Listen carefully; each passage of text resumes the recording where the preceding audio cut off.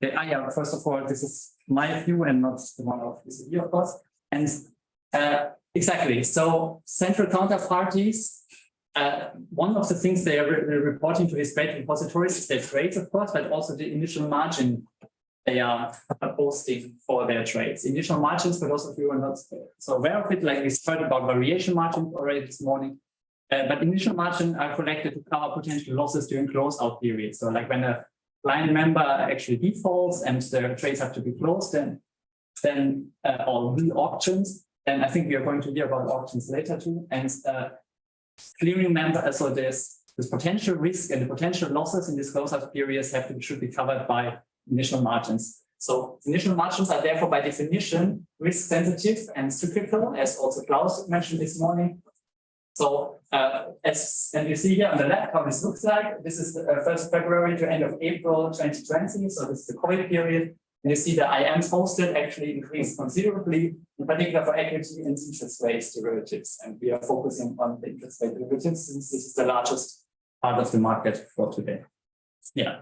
However, so as I said, this is kind of a fiction or the bug kind of that they are cyclical and IM goes up during risky periods kind of, but at the same time, of course, there is a liquidity risk then attached to it. So basically initial margins convert basically this credit risk or counterparty risk into liquidity risk, because like the people trading or like people having to open trades like have to post these initial margins in this period when the risk goes up kind of, and therefore have to provide ask for liquidity kind of to post to the CCP.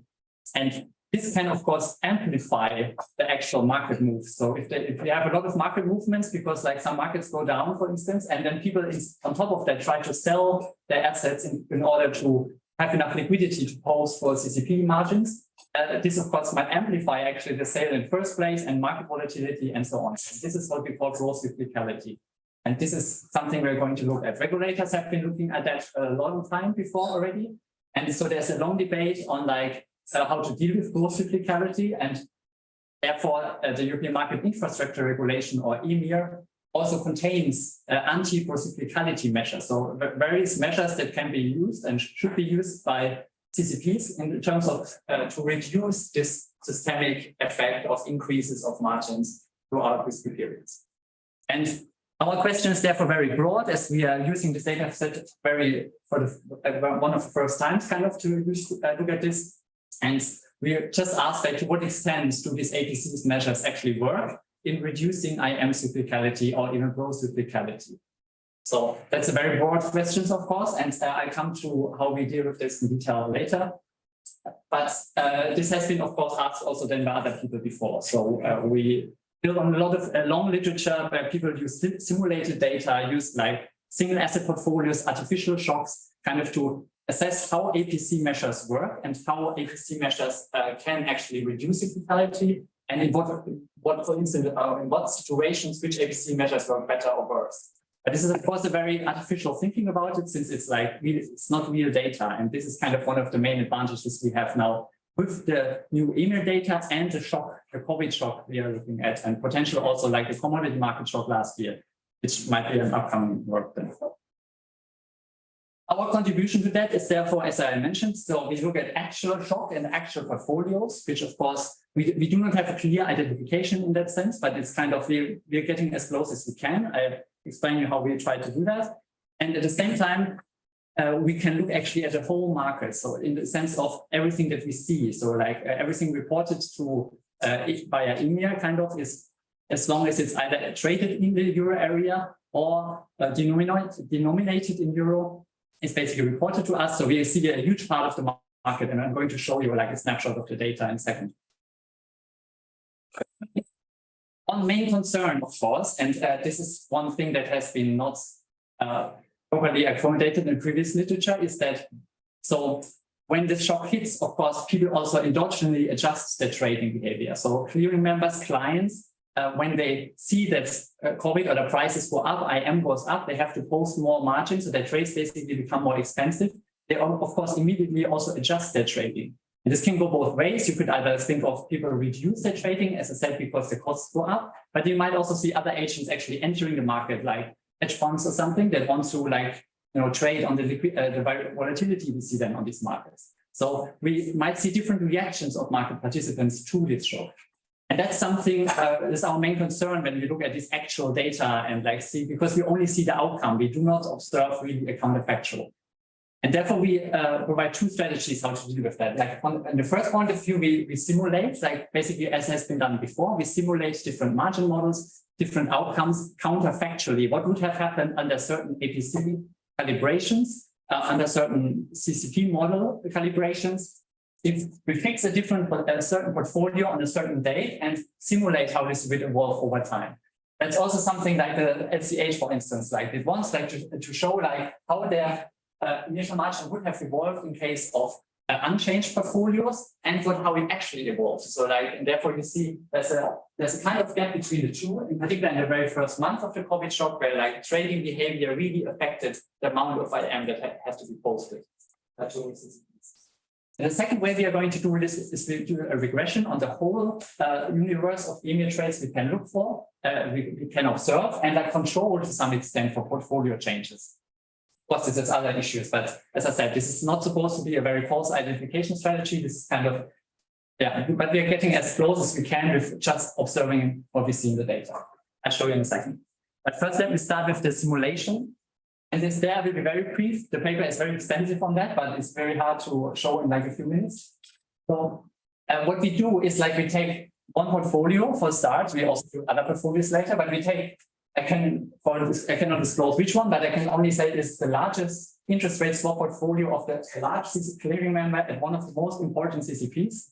But that's the formulation that was approved, I'm allowed to say. So we're looking at this portfolio, for instance, as our benchmark portfolio and simulate a counterfactual involvement of initial margins. So this risk deposits throughout the COVID period. And you see the blue line here is without any CCP, APC, we would see an increase in the initial margin as we see an increase in the volatility on this market. And therefore we see initial markets going up at the time of the market stress to a higher level.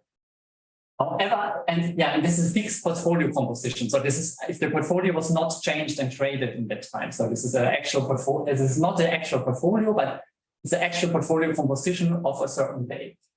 And then we, add to this various various calibrations of APC measures, and we use the three main ones that have been described in the email regulation. We use a longer look-back period, a stress period, which are basically both of them providing a lower bounds of how low the IM can fall in good times. And therefore, if you provide a lower bound for how low IM can go, then this means also in bad times, you don't have to increase too much because you're already at a higher level maybe than you would be without this lower bounds. So this is the idea of these two. And then there's also a buffer, which you can think of as a countercyclical capital buffer, which you collect in good times this buffer, and in bad times you can release this in order to reduce this increase of initial margins at the time of the actual stress. So these are the things that are defined in EMIR, and where we calibrate them in various ways and see how IM evolves. We see that it's different, right? The dynamics are very different, and there are various trade-offs we discuss in the paper that APC measures might have. However, the main conclusion, and this is what I want to stress today, is it's really, really depends. So it's, of course, a very economic way of saying that, right? But it really, really depends on the portfolio and the portfolio dynamics, like what you want to see. So we conclude that it's very important to look at the actual portfolio composition, and this matters really a lot and has not been looked at in the past. It's not the theoretical APC measures might matter actually work very differently if you look at actual portfolios. And you see this very well here when you look at the IM growth over different portfolios. So this is what we just saw. This is just the first difference of the chart we just saw. And you see that IM increases a lot, and then IM growth goes down again, So this is what you would see. And this is the same portfolio in the sense of it's the same CCP, the same clearing member, just the portfolio fixed 1 week later, basically. And you see how different the ordering of these APC measures are in terms of how much they can reduce this spike in IM. And therefore, even if you look at this very specific portfolio, you see a lot of large heterogeneity in terms of how APC measures are actually able to reduce this IM cyclicality. Okay, we have much more to say on that on our paper, but let me use the last few minutes to show you the second part of what we're doing, since this is actually using the whole set of email data. So we ask ourselves, so based on like these simulation exercises, we use a lot of different portfolios and cutoff dates, but it's still not a generalizable conclusion, of course.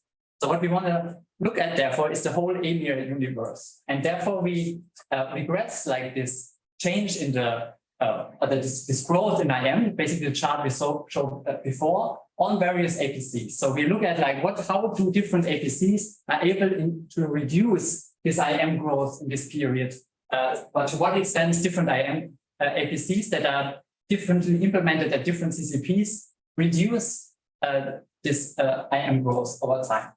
And we control, as I said, this is of course not causal, but we control it for as much as we can. So we have a lot of observables in our data sets that we control for, but also unobservable heterogeneity, like the CCP model that's at place, the asset class we're looking at, the date of the shock, right? Because there might be date effects. We even sometimes include asset and date class fixed effects, which kind of capture the shock on the specific asset class, for instance. And this is how we try to get closer to like actually estimating the actual effect of various APC measures on IM developments.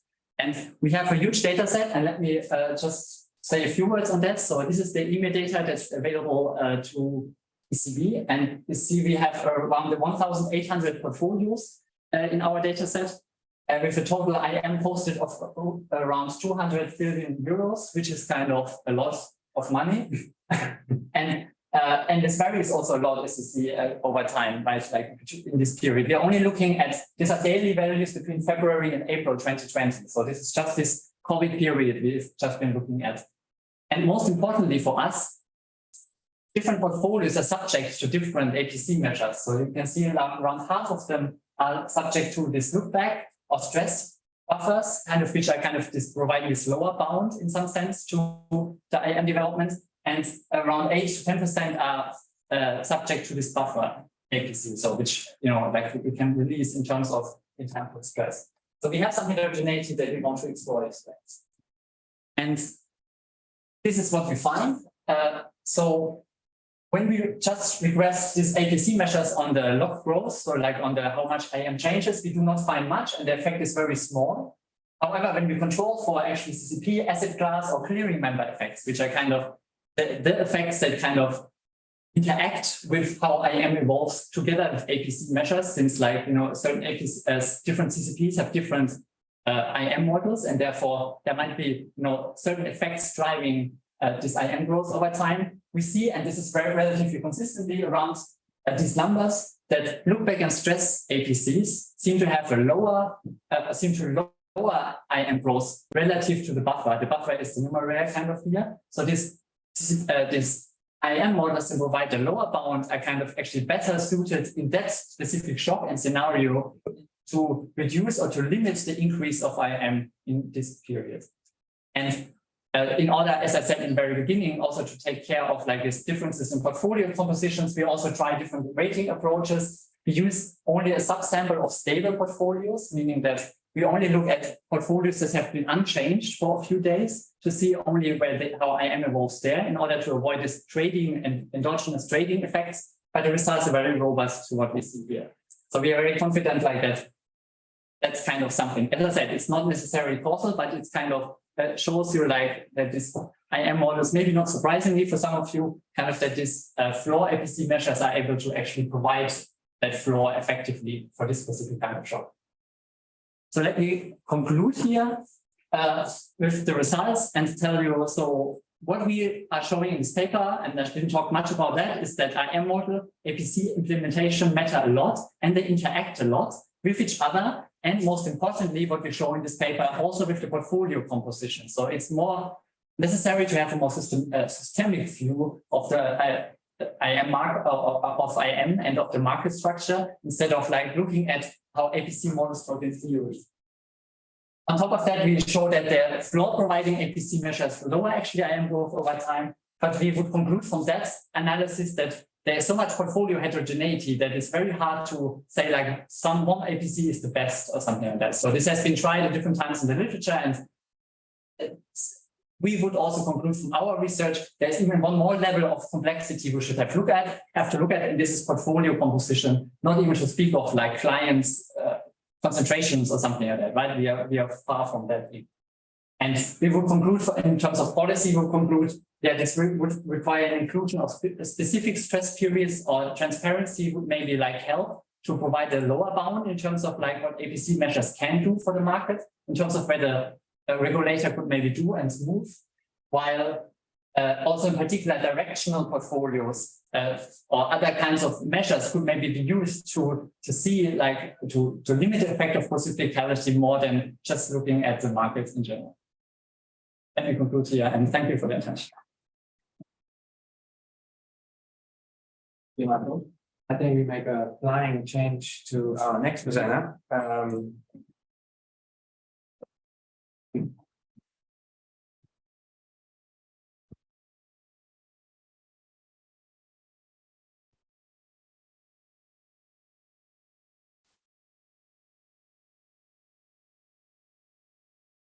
Our next presenter is Iñaki Aldasoro. Iñaki holds a PhD from Warwick University and has a senior economist and is a senior economist at the Monetary and Economic Department of the Bank for International Settlements.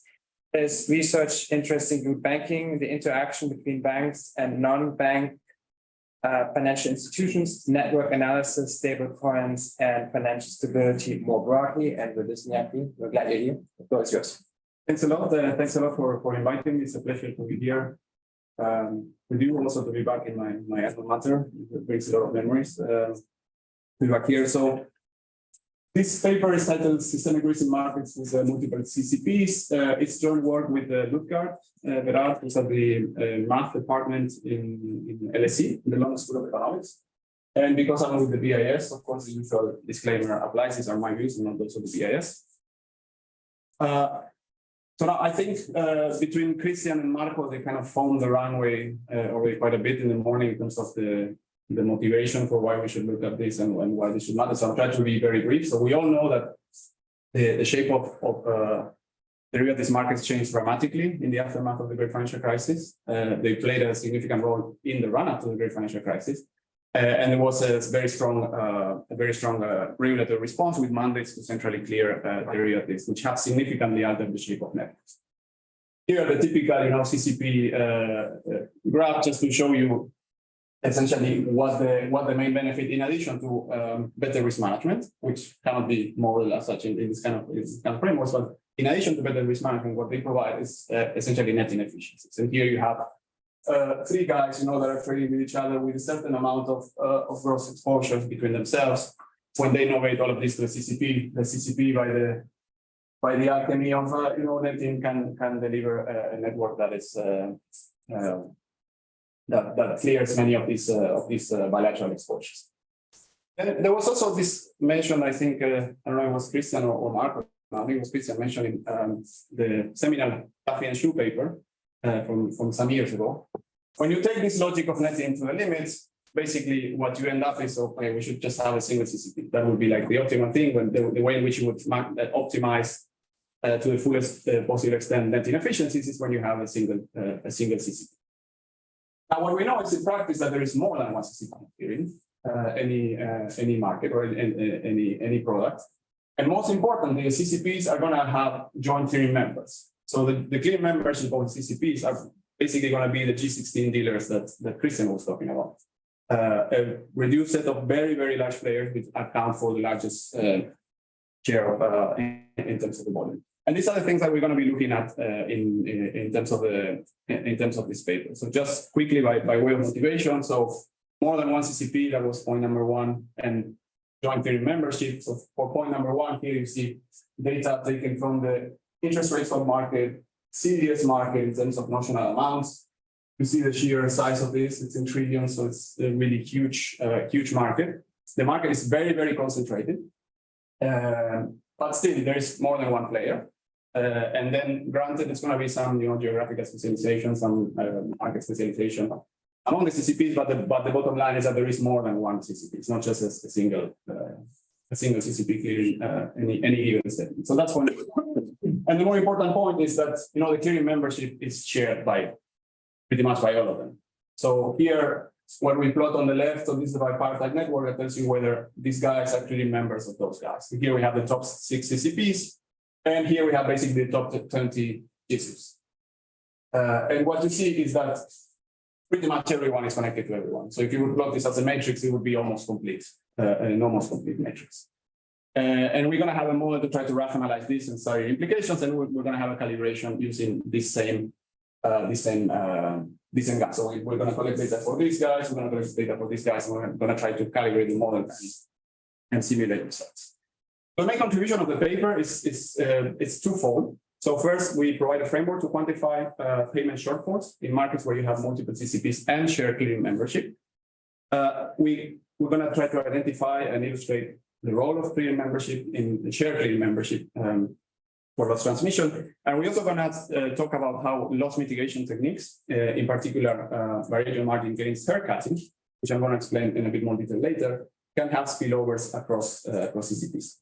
So that's contribution number one. Contribution number two is a calibration exercise with policy implications for stress testing of central clearing counterparties. In Europe, ESMA in particular has a very nice document on this. Stress testing is basically guided by what is called the Core 2 standard, which basically tells you should identify the top 2 clearing members that would lead to the largest losses. And what we show in our exercise is that who those 2 top clearing members are going to be will depend on whether you take into account indirect interconnections that may arise from shared clearing membership, whether you also take into account the fact that some CCPs might use variation margin gains or cutting, which is going to impose losses on other counterparties, and also where there are other frictions like illiquid collateral, which could lead potentially to fire sales. So we're going to illustrate that in a pretty dense model. So in terms of related literature, I'm just going to briefly say what we have. So what we have is that we have multiple CCPs, shared clearing membership, default frictions, which means that sometimes people will have a certain bucket of liquidity to devote to payment, but they are not going to devote the 100, like one to one on the dollar or the liquidity that they have. And then variation margin gains haircutting, which is another sort of friction, which basically tells you that a CCP might receive variation margin payments, but might withdraw variation margin payments into other counterparties. So it's all in, not all out. And that's a way to provide some risk mitigation. So the market structure in terms of the model, we're going to have M clearing members, we're going to have C CCPs, and then the set of institutions will basically be the union of these 2 guys. So if you're familiar with network analysis and you think of this in terms of a matrix, that we're going to have a matrix that ends up being of dimension MM plus NC, with NM being the number of clearing members. So think back to the bipartite graph, the GSIPs on the left, and then the CCPs being the guys on the right. And a key assumption is going to be that the clearing members are going to be clearing at more than one CCP, because we know that this is a fact of life. So the model and the network that we're going to be modeling is going to be a network of variation margin payments obligations in a spirit similar to what Marco was talking about before. It builds on a paper that is called Collateralized Network by Samin Ghamami and co-authors, which is not about CCPs. It's not even a single one, but it's about basically collateralized networks, what the title is about. But we take some modeling schemes from there. So we're going to have variation margin payment obligations, which we're going to capture in a matrix. We're going to call P bar. This R1 is for a first round of clearing. I'm going to clarify that in one slide. But this will be the variation margin obligation from counterparty I to counterparty J. Okay, so again, for those familiar with the network literature, this is the kind of a classic Eisenberg and Noe type of contagion model, and the way of calling the different parameters and matrices is also very similar. From this, we're going to have a total variation margin payment obligation for any given counterparty I, which would be the sum over all of the J counterparties to which the counterparty I owes variation margin payments. And then the clearing members will also post collateral in the form of initial margin. This was also very clear from the previous presentations. And this we're going to denote by this NKI, which will be the amount of initial margin that K is posting to I. And this is typically K, in this case would be typically a clearing member, and I would be a CCP. And then importantly, we're going to have in the model, we're going to have two variations. We're going to look into a case where we have liquid initial margins or liquid collateral. In that case, when there is a fire sale, there is no price impact. So you can always get 100% on the dollar of what you're selling. When the initial margin can be liquid, there's going to be a price impact, which is going to be a function of how much you kind of offload into the market. The more you offload, then the stronger the price impact, which then means that current valuations are going to be affected for everyone, and that's another channel of spillovers. So that's in terms of the payment obligations and how counterparties are going to be distributing those payment obligations.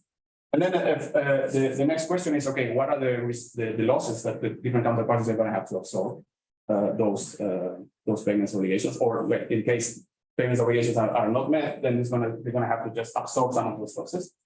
And I'm going to be talking first about CCPs and then about the clearing members. For the CCPs, the default waterfall, again, hopefully from what was discussed by Christian, this is also clear. Here we just take, of course, a stylized version of the default waterfall.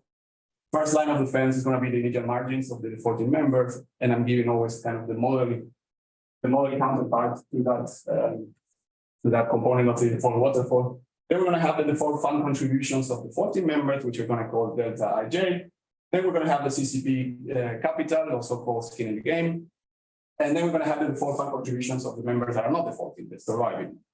And everything that is within this solid line rectangle is going to be pre-funded resources. And then we're going to have unfunded resources in the default waterfall. And those are going to be the ones we are going to be modeling is mostly the variation margin gains are cutting. So that's kind of the full complexity of how we are able to map the default waterfall for the purposes of this model.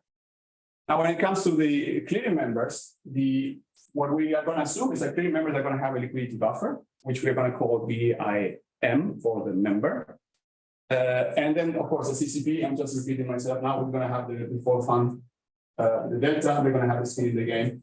And then we're going to have basically the first line of defense for absorbing losses, sorry, is going to be this vector, which is going to be something, the VIM, if the I is a clearing member, and it's going to be, default fund plus skin in the game if the clearing member belongs to the CCP set.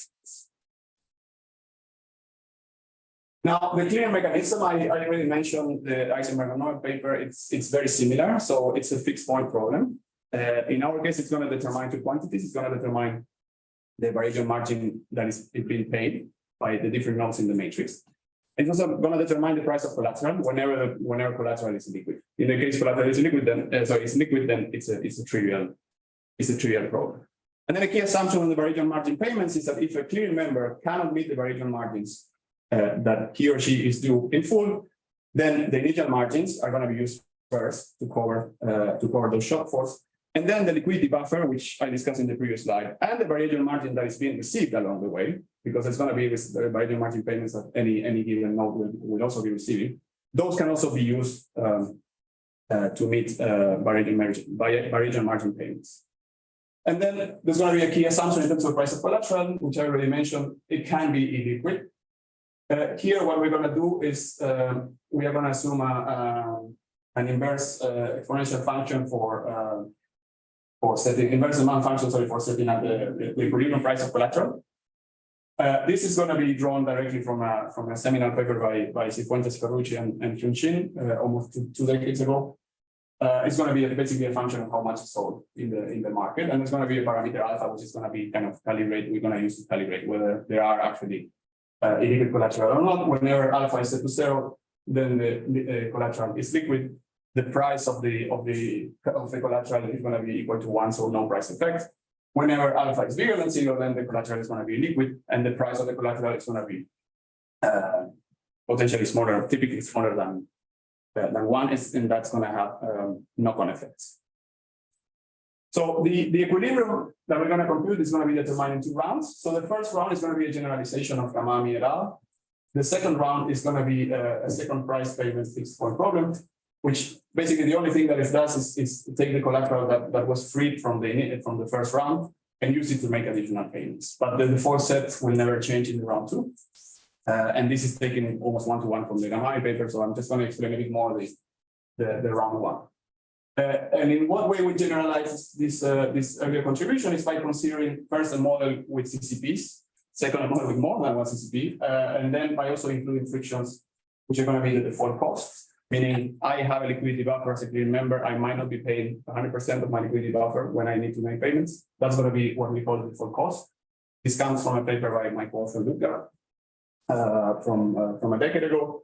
And then there's going to be variable margin gains haircutting, which is something similar to the default cost, but from the perspective of CCPs. Meaning, I receive variable margin payments as a CCP, I don't make the payments that I'm due under situations.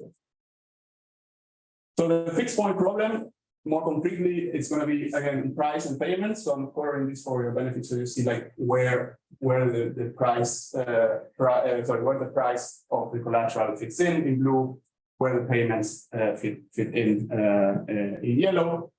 The price of the collateral is going to be determined by this exponential function that I mentioned before. That's straightforward. The price, the payment equilibrium is going to be a function of how much you owe, how much you can pay in terms of initial margins multiplied by the current price, which again could be subject to a multiplier cell. And then it's going to be a proportionality, which is going to be just a share of assets. It's a function here. And then this multiplied by the assets that you have available to pay. And what are the assets that you have available to pay? Again, your liquidity buffer and payments that you have incoming. And then the two default frictions that we're going to have, so the default friction proper, and then the variable margin gains haircutting, we're going to be capturing by these two guys, essentially by shifting the value of those. So if you set them equal to 1 and there are no default frictions, no variable margin gains haircutting, to the extent that you play a bit around with the values of those, then you can have both default frictions and variable margin gains haircutting.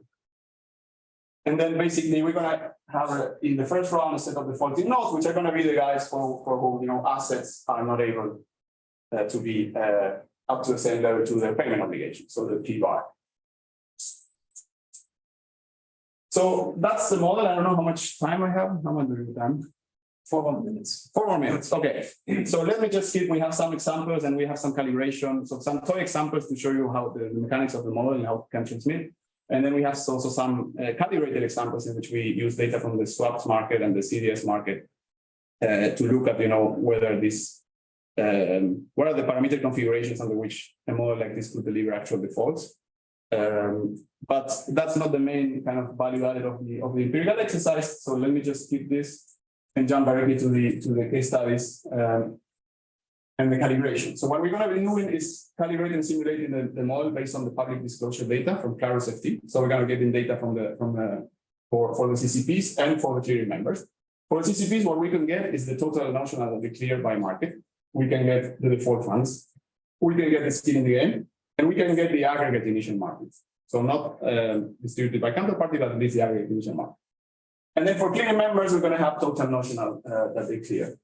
There are two key things that we're not going to be observing, and we're going to have to somehow hook up. So one is the network of variable margin payment obligations, which we reconstruct. And they are so basically it's essentially a constraint optimization problem. We know the row sums, we know the column sums of the matrix. We know who is connected to whom because we know who clears with whom. So we have an adjacency matrix of zeros and ones. It's just a matter of providing a dollar amount for those things. And we also know that clearing members are not trading with each other and CCPs are not trading with each other and have a match push. So that also gives us some constraints on how the matrix should look like. And then we use constraint optimization to reconstruct the network of variable margin payment. And then we're not going to have the liquidity buffers. And we're actually going to use that to our advantage. We're going to choose the liquidity buffers such that at least there was going to be one fundamental default to begin with. And that's going to be our kind of kickoff process for studying contagion.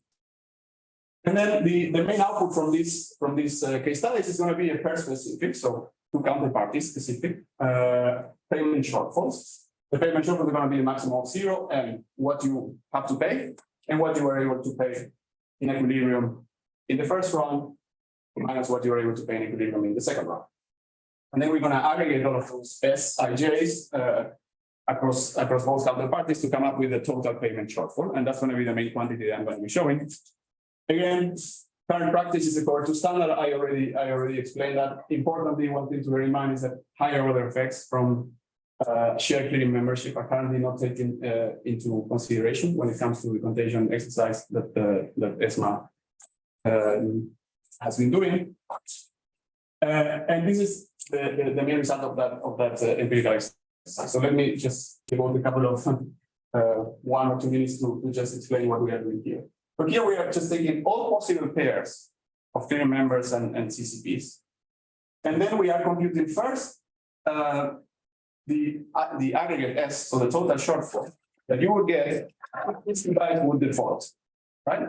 And then we go based on that S, then we order all of those pairs from the highest loss to the smaller loss. And that's going to be losses that arise in a model without taking into consideration share clearing membership, without taking into consideration default cost, variation margin gains, haircutting, any liquid collateral. So none of the bells and whistles, and importantly, no indirect connections that may arise from share clearing membership. And then what we're going to do is going to sequentially add all of those bells and whistles for that same pair, and then we're going to compute the aggregate shortfall. And then two main messages emerge here. So one is that as you start to move up, this is the first order is the black. The higher order is the red, which means higher order means already taking into account the share clearing membership. Losses can be almost twice as much once you start taking into consideration that. Then once you start adding, default cost, variation margin gains, haircutting, illiquid collateral, and so on, then it continues to grow. And the second point that emerges is that at some point, here is seen in the blue, the line is no longer monotonically decreasing, meaning that the order of the pairs might change, and that's kind of the main exercise, the main takeaway from this calibration and empirical exercise. So let me just close by emphasizing this implication from a policy perspective in terms of stress testing CCPs. Is that any cover to standard that doesn't take into consideration these network effects that arise from joint clearing membership, which as we've seen is in part of life, has the risk of not being sufficiently severe, which is the stated goal of the stress testing exercise to begin with. So with that, I close. Thanks.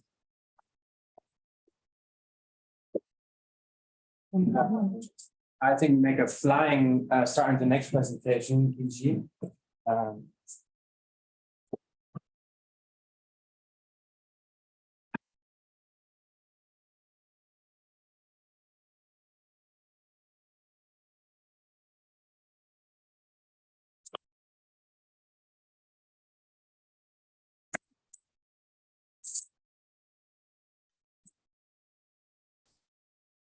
So Yijie Zhou is a third-year PhD student in the Mathematics for Real-World Systems program at the University of Warwick.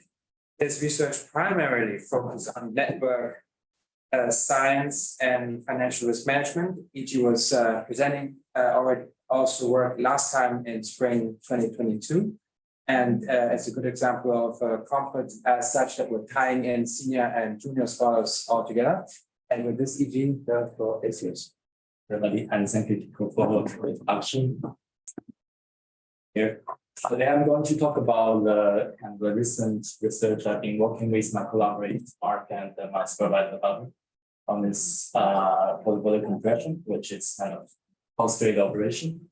And we try to understand this problem from a flow recomposition perspective, which is for network related. So a little connection is what has been talked for the over top of the day. There are a lot of risk managed tools in practice. And so on top, we have this tool of CCP, which do the CCP and has the ability to clear through the CCP. But there are some other cases where the member does not want this to be cleared through CCP, and there are some regulations say that whenever possible, this non-centrally cleared contract should go through the process called compression. There are some different types of compression. Basically, it's just to eliminate cycles between each pair. There's other multilateral compression, which is I want to focus. So here, this slide also kind of highlights the key research objects of my PhD. But you can notice that from all of these risk management, the cycles in the network has been reduced, and also the links, the weights on each of the links has been reduced, meaning that the volume number of contracts has been reduced. From the systematic perspective, it means that the interconnectedness of the financial system has been reduced. So a little more about portfolio compression. What is it? It is the post-trade operation, which has already been quite widely used in the private sectors. And by here I introduce the trophic, which is the service provider, and on their website we can find it here. They can update the amount of the gross notion have been eliminated through the service they provide. And in practice, they seek to maximize the compression and seek to achieve the maximum reduction in the gross exposure. And what does it mean mathematically? It can relate to a linear program problem, which if we know the payment obligations matrix, which we think of as the payment obligation you have at the maturity for the derivative. And if we know the square L, what we do for the portfolio compression is that we find this L tilde, which will minimize all the links in this L tilde matrix, and it's equivalent to say that we maximize the reduction through the compression process. And so there's some literature regarding portfolio compression, and there's some policy paper or policy documents. Like I said before, this both in EU and US, they recommend that non-central cleared contracts should be used in compression whenever possible and appropriate. However, there are some papers in the literature saying that okay, this compression might be overwhelming positive driver, and there are some cases, for example, here I cited like that, to investigate under what kind of condition the compression can be harmful, and what arguing that it might be not optimal to do maximum compression. So what's next? What's the potential solution? So this paper by Amin, 2020, they kind of object something optimal something else, which is in terms of the risks. They try to write down some sort of risk objective function and do some optimization for that.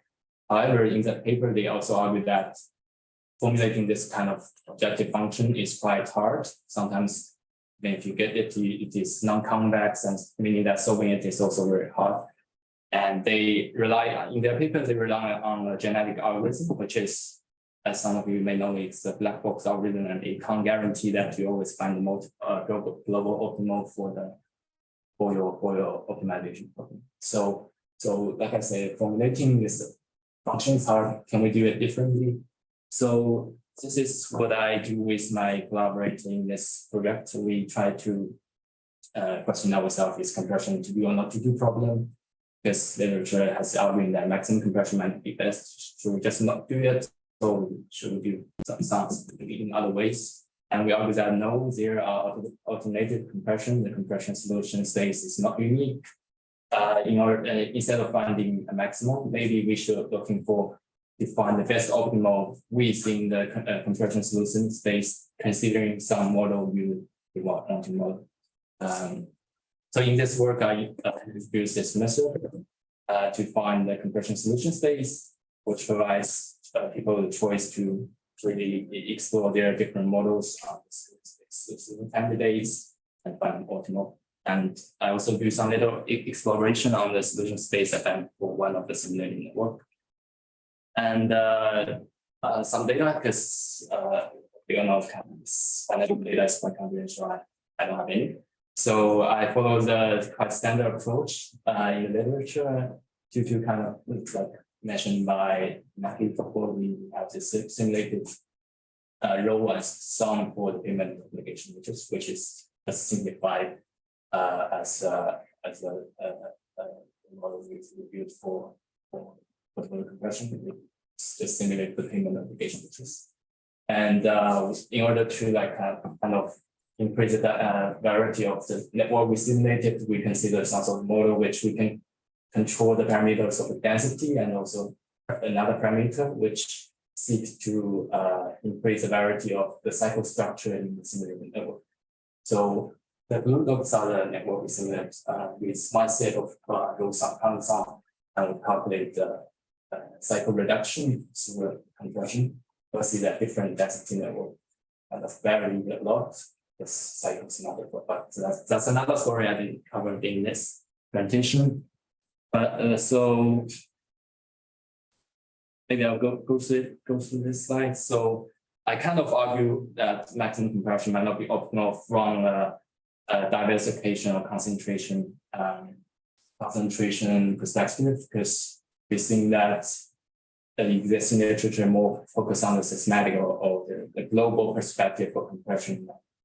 They kind of ignore how individual could benefit differently from the compression. It might be the case that from system level you have some achievements and you have some beneficial, but for individuals, because the system level has been decreased, for individuals there might be some sacrifice, and there might be working with some case of, for example, concentration with diversification level change based on their portfolio.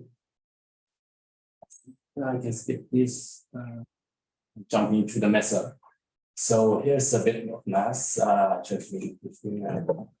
So the methodology we use is called superclass directional floating condition, CDFD. It's basically try to describe the space we have for the compression solution space. And what is the deconduction? We noted that pair of D and W minus D, where W is weighted adjacent matrix to describe this graph or describe this payment application matrix. And D is exactly the compression solutions we have, because and D has this very nice property of directional or acyclic, meaning that there's no cycle in the network. And the redundant flow we have been removed is the other part of the decondition, which is the W minus D, and it is balanced, which guarantee that the resulting network of the compression have the same net position, which is the objective of the compression for sure. You have to maintain the net position for each node unchanged before that compression. So so we can describe this as space D by writing on this set of D, level D, and we call it the compression solution space. And how we compute it and in practice, how what's the relationship with the conservative compression, which are guaranteed by these two constraints.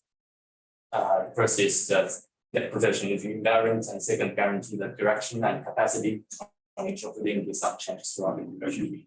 So mathematically, we have this complex polynomial D, which is created by this kind of a set of inequalities, which you can think of vector space with a lot of boundaries and a lot of phases. And in our work, we prove that the compression solution space is a union of certain phases of the D, which is we just take the boundary of in the created by this set of inequality. So it's quite abstract.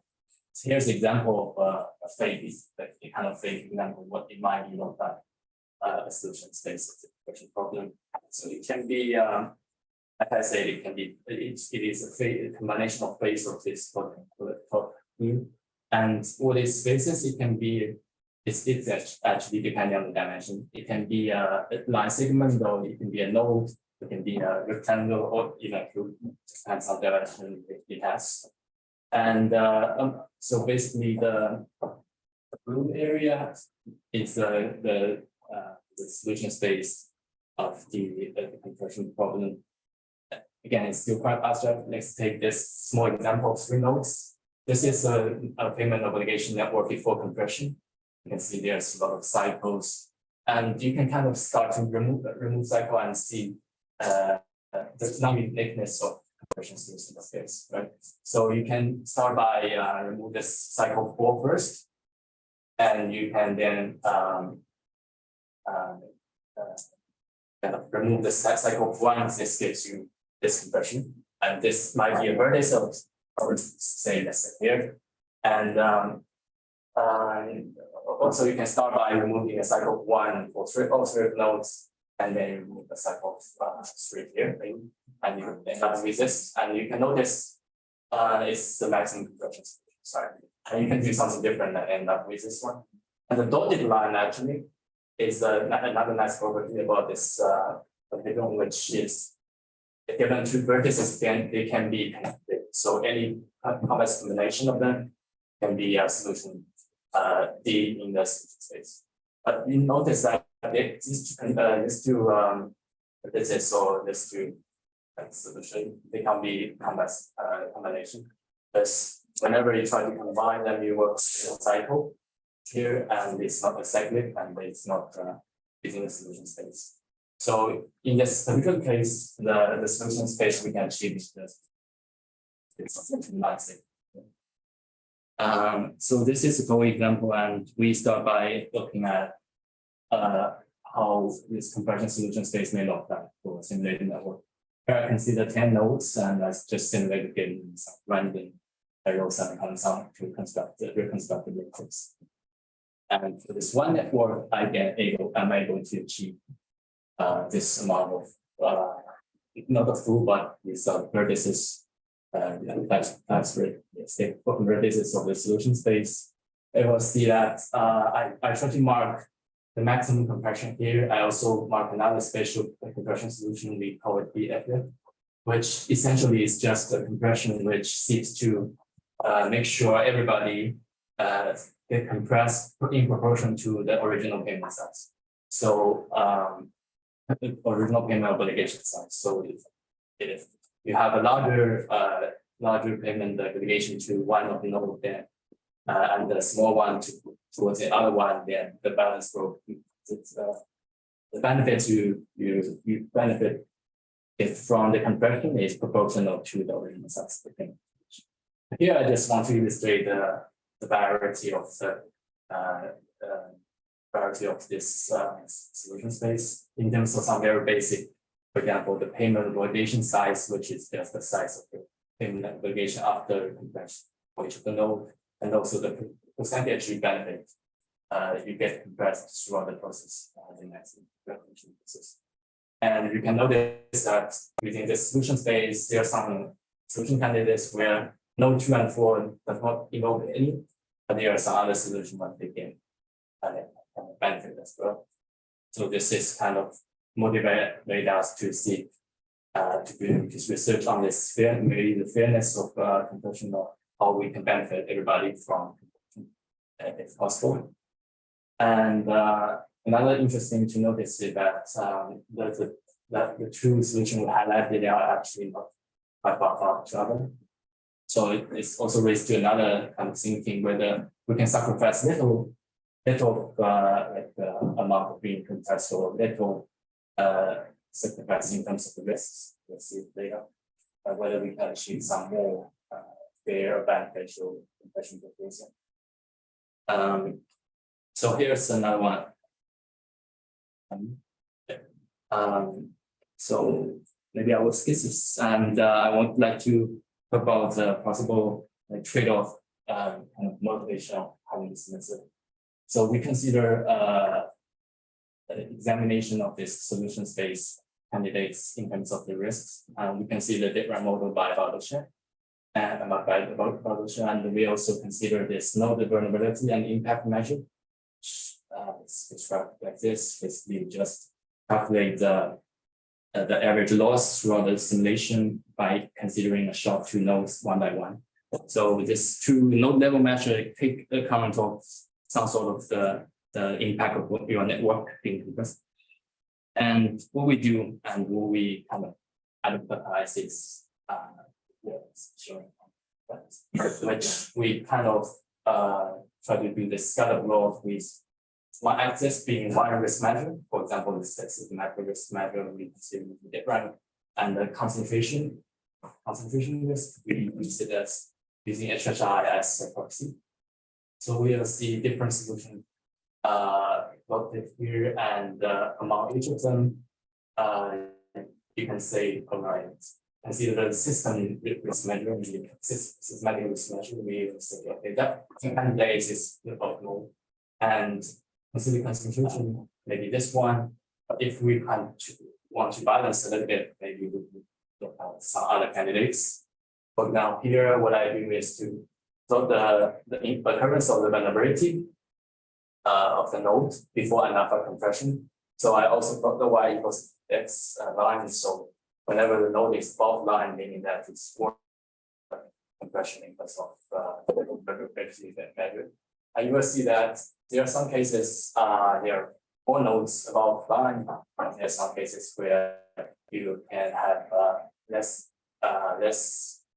occurrence of this vulnerability that you face throughout the compression. So this kind of is something we try to motivate. Even if we can't get exactly how we do how we obtain this, but maybe we can do something to find a solution more close to that kind of base, and try to get some insights from this space. So a quick summary in my work, I try to present methodology which helps you to find the so-called compression solution space from the compression problem, and listing from the existing literature, we didn't formulate the objective function. Instead, we try to find an approach to look at the entire space in possible. And we selected some work with some compression solution space for simulate one, and we compare and kind of balance the trade-off between different levels, different measure of node level sets, and try to argue that maybe sometimes this one candidate is more optimal than the other candidates consider different models. So yes, so it's our findings should motivate further exploration of optimized solution for compression using different risk models. And yeah, that's what I want to say, and it's quite an early stage project, I would say. So welcome comments and.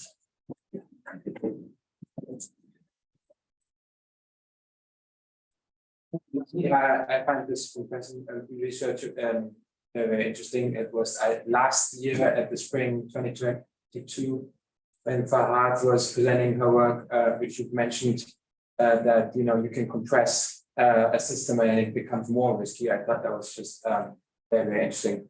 So I think what we're going to do next is we're going to start with Alex. You ready to discuss the paper of Iñaki? And then Iñaki, you're going to discuss the paper of Yijie. And then we're going to open it up for anybody who wants to ask a question, including the paper of Marco, who was sort of last addition to the conference. And you have no slide, right? No slide, exactly. So we can.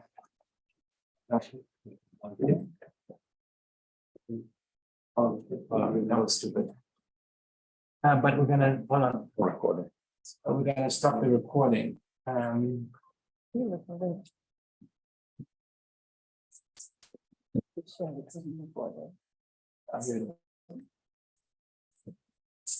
Oh. Okay.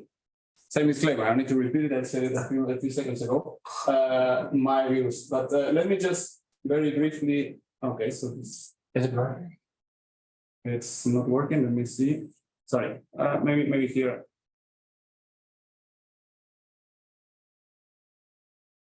Okay, there it goes. So let me see whether now yeah. Okay, now it goes. So just to very briefly recap on what compression is, because maybe this is a topic that may be a bit more alien to some of the people that might know a bit better CCPs, but not so much compression. So I think what became clear also from Christian's presentation today is that the derivatives network are very, very tightly interconnected networks where dealers account for a very large share of the market. And here I'm borrowing from a paper by my both friends and co-authors, Marco Weißler and Kelly Cookney, on exactly this topic. And it was actually the first paper that was written, dates back from 2017, in fact. This is the published version. Where you see the share of the gross notional is being accounted for by the dealers, where most of these guys are going to be the G16 dealers that Christian was talking about.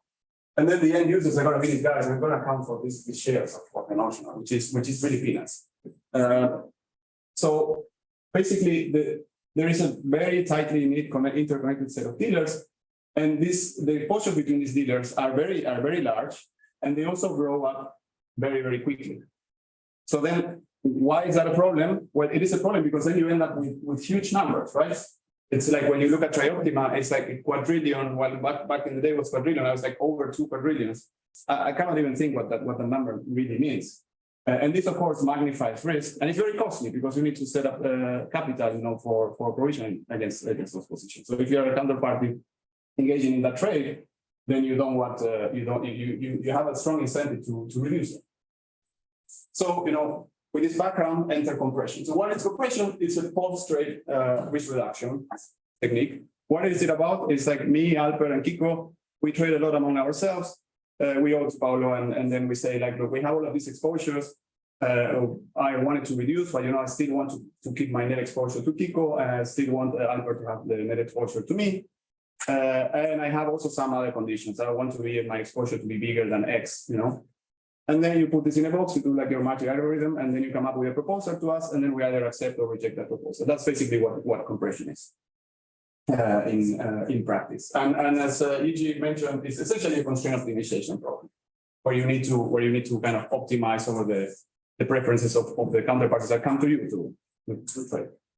And this is not a hypothetical. So this was very widely used during the Great Financial Crisis. And here I'm using a graph come from a paper of mine with Thorsten Ehlers on the credit default swap market a decade after the GFC.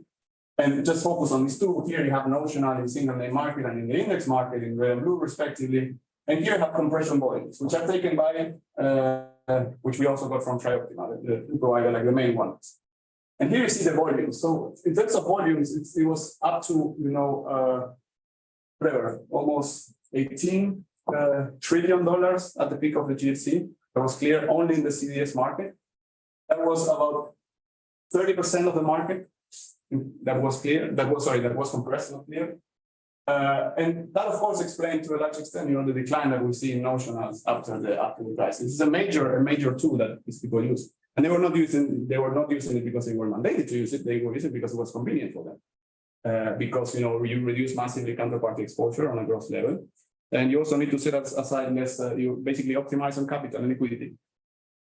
So this is a very large market and can be very consequential. Of course, you see this filtering out after the GFC and over the last years, because now most of this compression exercises are happening within CCPs. So what this project does is provide an alternative way to compute to study a compression problem through this method, like the circular cross directional flow decomposition. And what they do is they simulate one specific network, and then they assess their own method versus the maximum compression method. And then they also contrast the different alternatives in terms of compression with respect to systemic risk, which they're going to be proxying by dead rank, a measure that is relatively well established in the network literature. And then diversification risk, which are going to proxy by a Herfindahl additional index of concentration. So my set of comments in 2 slides. So what I would like to see from this paper going forward is better engagement with the literature, in particular with the paper by Marco and Tariq, which is the first one. It's very comprehensive. They use real EMIR data. It was one of the first papers that looked at that. So they actually show compression for that market, using real data. And I would like to know how the method, to have proper contrast between your method and the different ones that they propose, which were then picked up by the papers you cited, by paper by Mike Author Lutgard and other people that were there. Then, so there is a claim as well that compression solutions can concentrate exposures, and this is a problem. I think this is well understood in the market, and there is an ESRB document from 2017 that sets this out very clearly, and that's precisely the reason why banks actually set up tolerances when they go to the compression provider and say, look, we want to compress collectively all of these trades. But I like Kiko, so I'm fine having an exposure up to a certain amount, but I don't like so much Alper. I want to limit my exposure to him. Those are constraints in the optimization problem. So that could be, so if your goal is to actually limit concentration, then why not just add this to this constraint? So having a discussion on that would be helpful. Similarly, I didn't fully understand what does exploring the space of physical solutions bring you if you actually fall short of the optimal just to avoid concentration. Again, you put concentration as a constraint, and then you come up with a constraint optimal. on that. And following up on the same thing, it's not clear to me why a less concentrated suboptimal solution is better than a more concentrated optimal solution. So some discussion about that seems to be what I understood from the discussion in the paper. Why is it the case? Then I think a bit more details on the simulated network would be helpful going forward. And also just to know that some data, you might not have all of the data, but some data you don't need to actually simulate. Raw sums and column sums, that's readily available from pretty much all the data providers. Another thing is like when you were showing the graphs, this graph with the green line and red line, the BFF and the maximum compression, they were very similar. So that makes me wonder, like, what is that little difference that I see for some nodes, is that meaningfully different or not? We have a way to test that, whether that's significantly different from one another. On vulnerability and impacts, which you take off the shelf for pre and post compression for this BFF, the max compression, and the two alternatives that explore, which is not clear what the two alternatives are, by the way, so it would be useful to have them. To me, they look almost identical when you show the scatter plots. So I think you need to also convincingly show how and why the method improves on those existing alternatives in terms of delivering different rankings and so on. And another thing that I wonder is why are you using dead rank, which actually applies typically to unsecured exposures to derivatives, which are typically collateralized. So that's an issue that you might want to discuss. And finally, the insights. So you take one network structure, and typically in this kind of exercise, it's very useful to say, like, okay, I take a whole gamut of network structures by, say, changing one parameter, and then compute losses for all that family of network structures, and then give you that as a sort of a menu to see whether the finding is specific to that network structure or is a finding that more broad. So that just interesting work, and look forward to reading the paper when it comes. Thanks. Thank you, Iñaki. That's a lot. Let's open it to other part. Yes. This is one of the reasons why I came to the right. I like academics to think about what can be done in compression. About 10 years ago, I worked for Economist in ICA. We launched compression. I had to go to the BIS a couple of times to ask the banks, to the regulators, and then ESRB tested it themselves in an exercise comparing the same data we had in Monday that they had. Before they had EMIR 1, and during my job, I was the factors within mandatory in regulation, right? And so there's a huge reduction of outstanding. By the time we came to ESRB here, we actually had another additional project which is not being launched yet, it is still being discussed. There is also a lot of bilateral derivatives who are untouchable by CCPs because they're too risky. And that stays there. So there is a product that's being developed, it's coming in 2018, that rebalances the unbalance between bilateral and the real market. Now, not pointing anything is that some CCPs don't try that, they protect it again with these odds. Basically, the basic the reason was that you look at the unclearable derivatives, you look at it here, and then you say, okay, can we introduce new trades in the bilateral against the risk, and again in the CCP, and reduce the risk in bilateral to the CCP. And then every week we will compress it. So we have two sides. Because in year one was too late, people get in there, and the guy in charge of the commission bias. It's been really looked at by the highest level in the commission since 2 years. You know, there's the brain guys and all this stuff.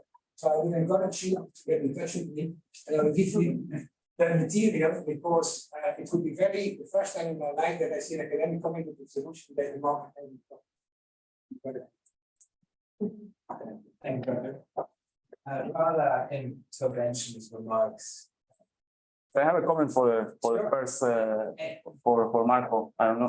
Yeah. So there you are. So first, I really love that to see that the work is being done with the mirror. So in my previous life before where I met Alper, actually I was at the SRB working with the mirror in 2015. So in the early stages that where I know Marco. So it's really cool to see that the data is being used for research. So you were very careful to say to avoid causal interpretation of your results, which I think is very well taken. But I was wondering why don't you do if you want to go more the causal route, why don't you do a sort of a different diff where you use this ACP, if I remember correctly, the acronym, as a treatment. So you basically split your CCPs based on where do they fall on a kind of a continuum of their practice in terms of ACP. Pre-event, and the event would be called, and then you see how so you do a different diff basically. And your treatment is the guys that are doing a certain type of ACP on one end of the spectrum, say above the 75th percentile of some measure that you can contract, and then contrast that pre and post, COVID, when you know that the margins spike, and then you have enough cross-sectional variability that would allow you to identify something. So that's just a suggestion. Maybe it's impractical, but it strikes me as something that you could do that would allow you to have a more causal statement.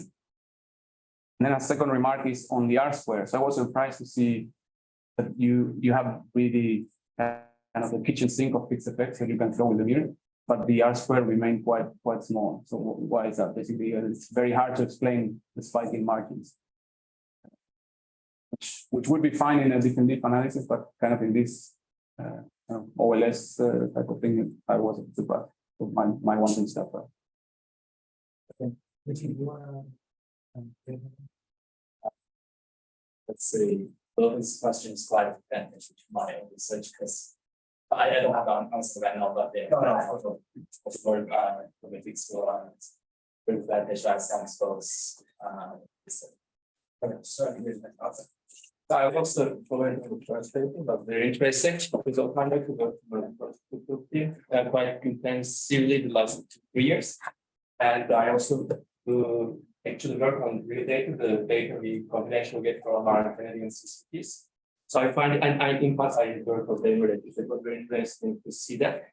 My suggestion, I have seen further comments direct I'll help you, but also related to the regression maybe, is that when you're trying to explain the daily delta increases in margin with those AP cycles, but actually those AP cycles are right targeting different parts of the increase. For instance, lower is more targeted in the beginning of that increase, and then there's the stress risk with both sides, and the buffer is something with me. So and you're checking the data margin. My suggestion would be that and this is very relevant for margin cost, but imagine for case where the banks are managing liquidity internally over 30 days, right? The margins are increasing. So if you check that margin increase over a longer cycle, let's say 20 days or 30 days, and then you try to explain it with the AP cycles, I think that would explain it better. Maybe the R-square will also increase, in my opinion. And that's what but I have also some clarification question on how you fixing the portfolio on the inner data, and how you select it afterwards. That I couldn't still get it. I could use some model, or are you just fixing it and then normalizing the rest of the inner data to the position? So I think that's that data. It's very interesting. Thanks. Right. So why don't we leave it there, and maybe those with the class to the ones who can't use them. We suggest 20 minutes of break, so that we shortly before, say 22, shortly before. Okay, wash your hands. Then we continue with this long question of skin in the game. Skin in the game, and so at large level de-mutualization. And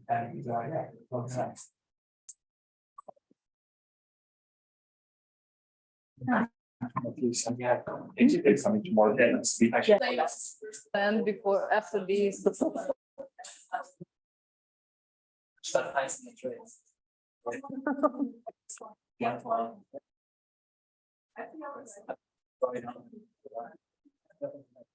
Are you ready? Oh, yes. I think we're gonna, yeah, I think we're.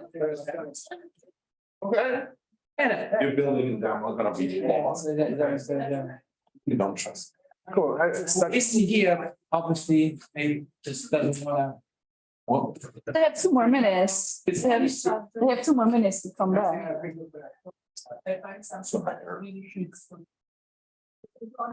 He's not here, can. Doesn't hear you. yeah. Recording. Already started. You cut it afterwards. No. Yesterday I bought 3 kilos of Kinder stuff for my kids. You did? Yeah, they don't get them in the US. At the Kinder bar. It's owned by everyone. Yeah, but but I'm not going to Italy until like the end of July. Oh, so I'm just bringing them for my kids. Apparently American kids are not considered smart enough to eat Kinder eggs. They're worried that they're gonna swallow egg and the surprise inside. So the way the egg is like they cut it out. So you have like a cream on one side and a surprise on the other. So welcome back, everyone. Yeah, but we don't have Kinder eggs. That's the biggest problem. We can run the world, but we don't have Kinder eggs. That's a big problem. Welcome back, everyone. So we're gonna start now sessions on incomplete mutualization. For those on the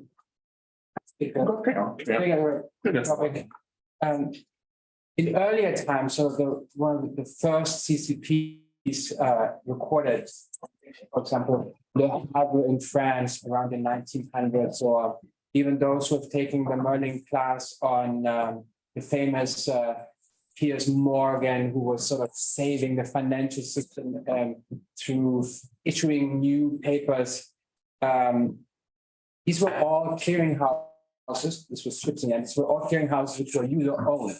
And we have recently seen a situation where the owners of the clearinghouse, not in all cases, but in many cases, have sold their ownership. So you have now Eurex, or sort of owned by Deutsche Börse, which have their own shareholders.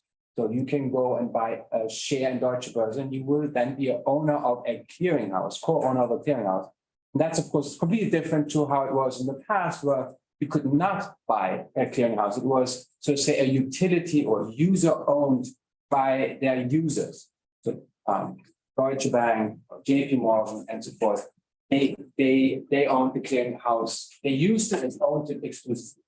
So there's a lot of questions that come from switching ownership from user-owned to non-user-owned. And I guess this is a paper we're going to now hear that will touch on this topic, and later on the game is sort of associated with this. And I will therefore now introduce our next speaker, who does not need an introduction.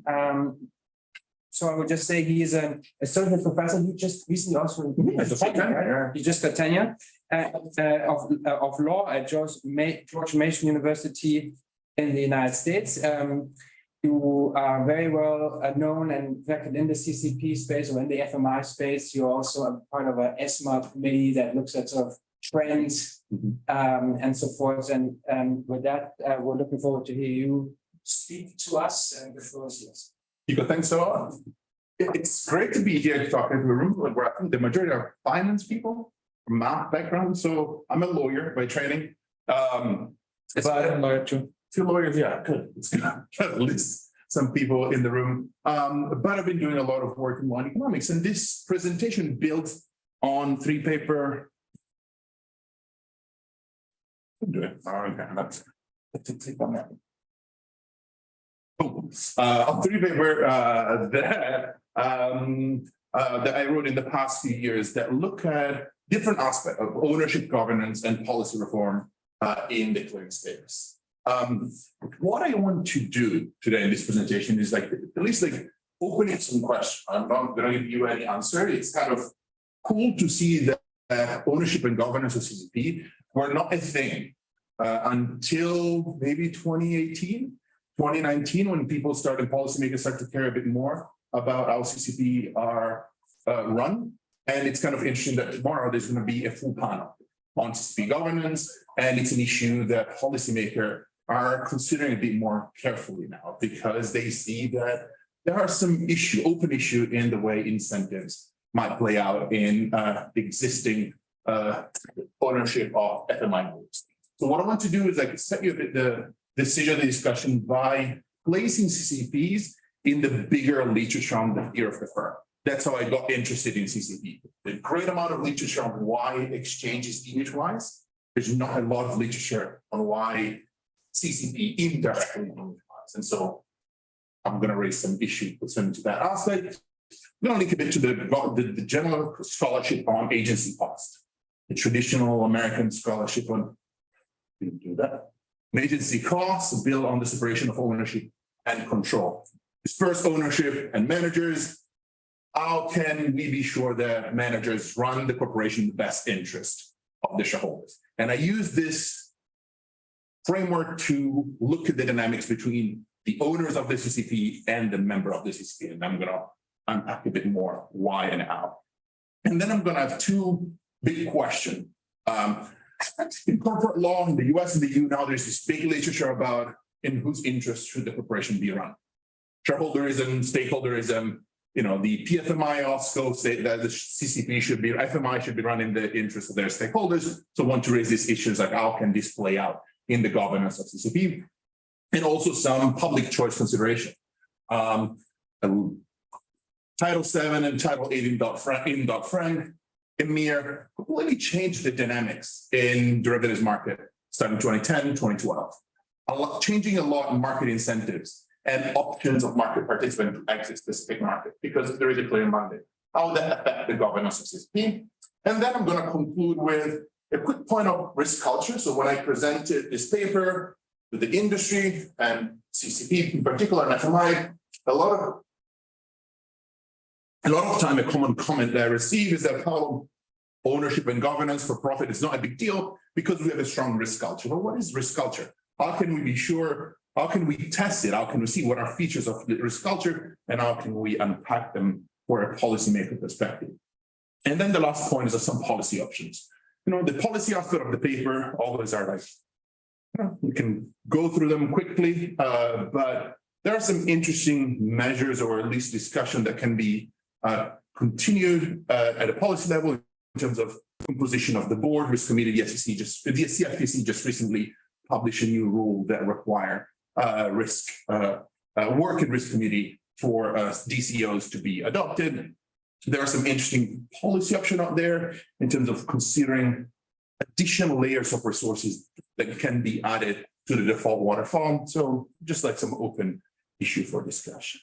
Okay, so to start with, the reason why I became interested in the ownership of CCP is the work of Henry Huntsman. Henry Huntsman is a law and economics professor at Yale. He published in the 1990s this book called The Ownership of Enterprise.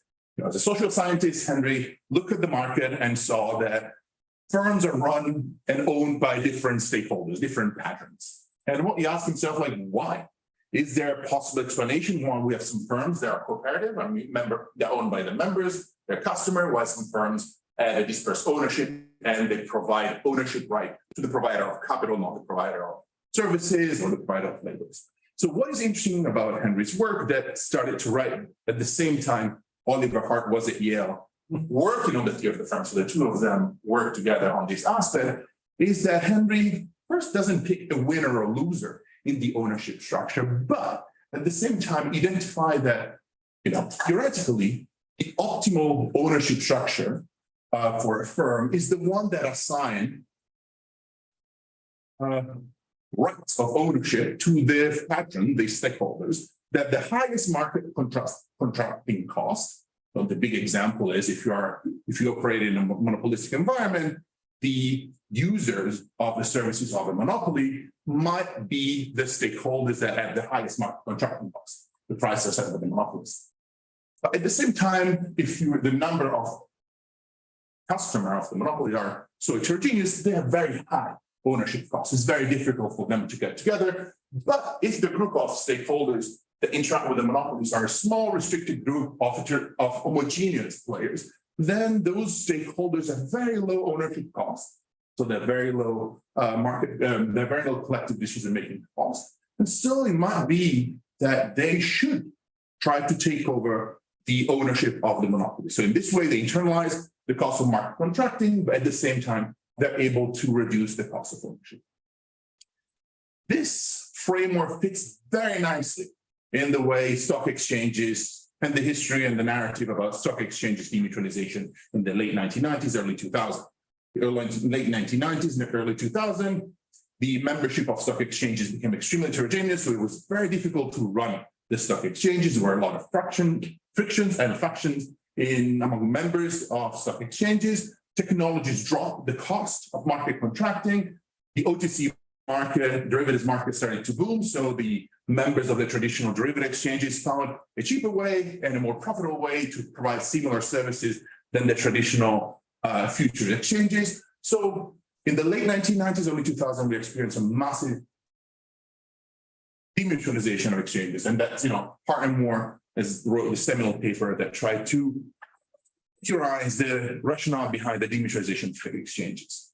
But at the same time, no consideration were made about the indirect demutualization that followed for example, derivative CCPs. Why? Because nobody cared in the US and in the EU about futures market that much. Everybody started to focus on OTC swaps. And also at that point, there was no clear mandate. So the members at that point didn't price in the fact that 10 years down the line, it would be required, 20 years down the line, would it be required by law to use CCPs. So that in some way shift a bit the dynamics that might have justified the decision of clear member to sell their stake in CCP. And so these are a big open question, particularly now where CCPs are, particularly the largest CCP, are a subsidiary of large for-profit publicly traded corporations. So the big question that I think I have in terms of ownership of CCP is there in place, there's some scholarship that look at, is there in place, do we have an optimal ownership structure for CCP? Can we identify one class of patrons, stakeholders of the CCP, for which the market contracting costs are very high and the ownership costs are low? What does it mean? Right now, for example, clear members, yesterday, 2 days ago, the Office of the Controller of the Currency published its, derivatives data about US market. And the largest clear members are 5 major US banks, bank holding company, financial holding company. But those bank holding companies are very homogeneous group of interest when they deal with derivatives. And they also bear a lot of the ultimate risk if the CCP were to go bust. It's more they contribute to the largest share of the guarantee fund, and also they're on the hook for assessment, right? If the CCP were to go bad.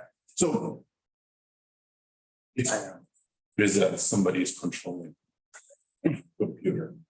Okay. So is there a space? Is there the opportunity to rethink about the ownership of CCP? A mandated remutualization that's unfeasible. It's legal. In the US, it will never pass a Supreme Court scrutiny. I think in the EU will be the same thing. But perhaps we can think about other way similar threat on the existing governance structure CCP can be imposed in terms of if something goes really bad, at that point in time, once assessment right on call, then we're going to transfer also ownership, right? Is there space to rethink the ownership? And then some very broad consideration. People, CCP are so systemically important. They are the super systemically important players in the system. So no matter what, there's going to be an inclusive public backstop. So why not making them part of the public plumbing of the system? I'm not arguing for that direction, but there is an argument to be made there, because at the end of the day, taxpayers are going to bear the cost of a major failure of a CCP. Why not just transferring now the ownership and the governance right to taxpayer, treasury, bank, central bank, the public agency that you want. I'm not arguing for that, but it's been argued. The other framework that can be used is the generally agency cost literature in corporations. So the traditional, as I mentioned, the traditional literature focus on the agency costs between dispersed shareholders and managers of the firm. How can we be sure that the agent in the best interest of the principal? In the CCP context, this principal agent dynamic can be sort of repurposed in some way. Because if you look at the way the default waterfall operate, who provide the loss absorption resources in the CCP default waterfall, in some way you can see that members are the ultimate risk bearers if the CCP goes belly up, because that's how the default waterfall is structured. We can all, with all the caveat in terms of how much assessment right can be called and this kind of things. And the owners of the CCP, so the holding group, it's acting on behalf of the final risk bearers. So like, how can we be sure that the owners of the CCP run the CCP in the best interest of the final risk bearers of the enterprise? This is a traditional, with this framework, it's traditional corporate law issue. And generally, when we think about misalignment of incentives in corporate governance, that might result in two major issues. First is moral hazard. If I'm not bearing the ultimate cost of the business, why should I incur costs to reduce the risk, the risk of my enterprise? I might be incentivized to take risk or maximize profit for my shareholders.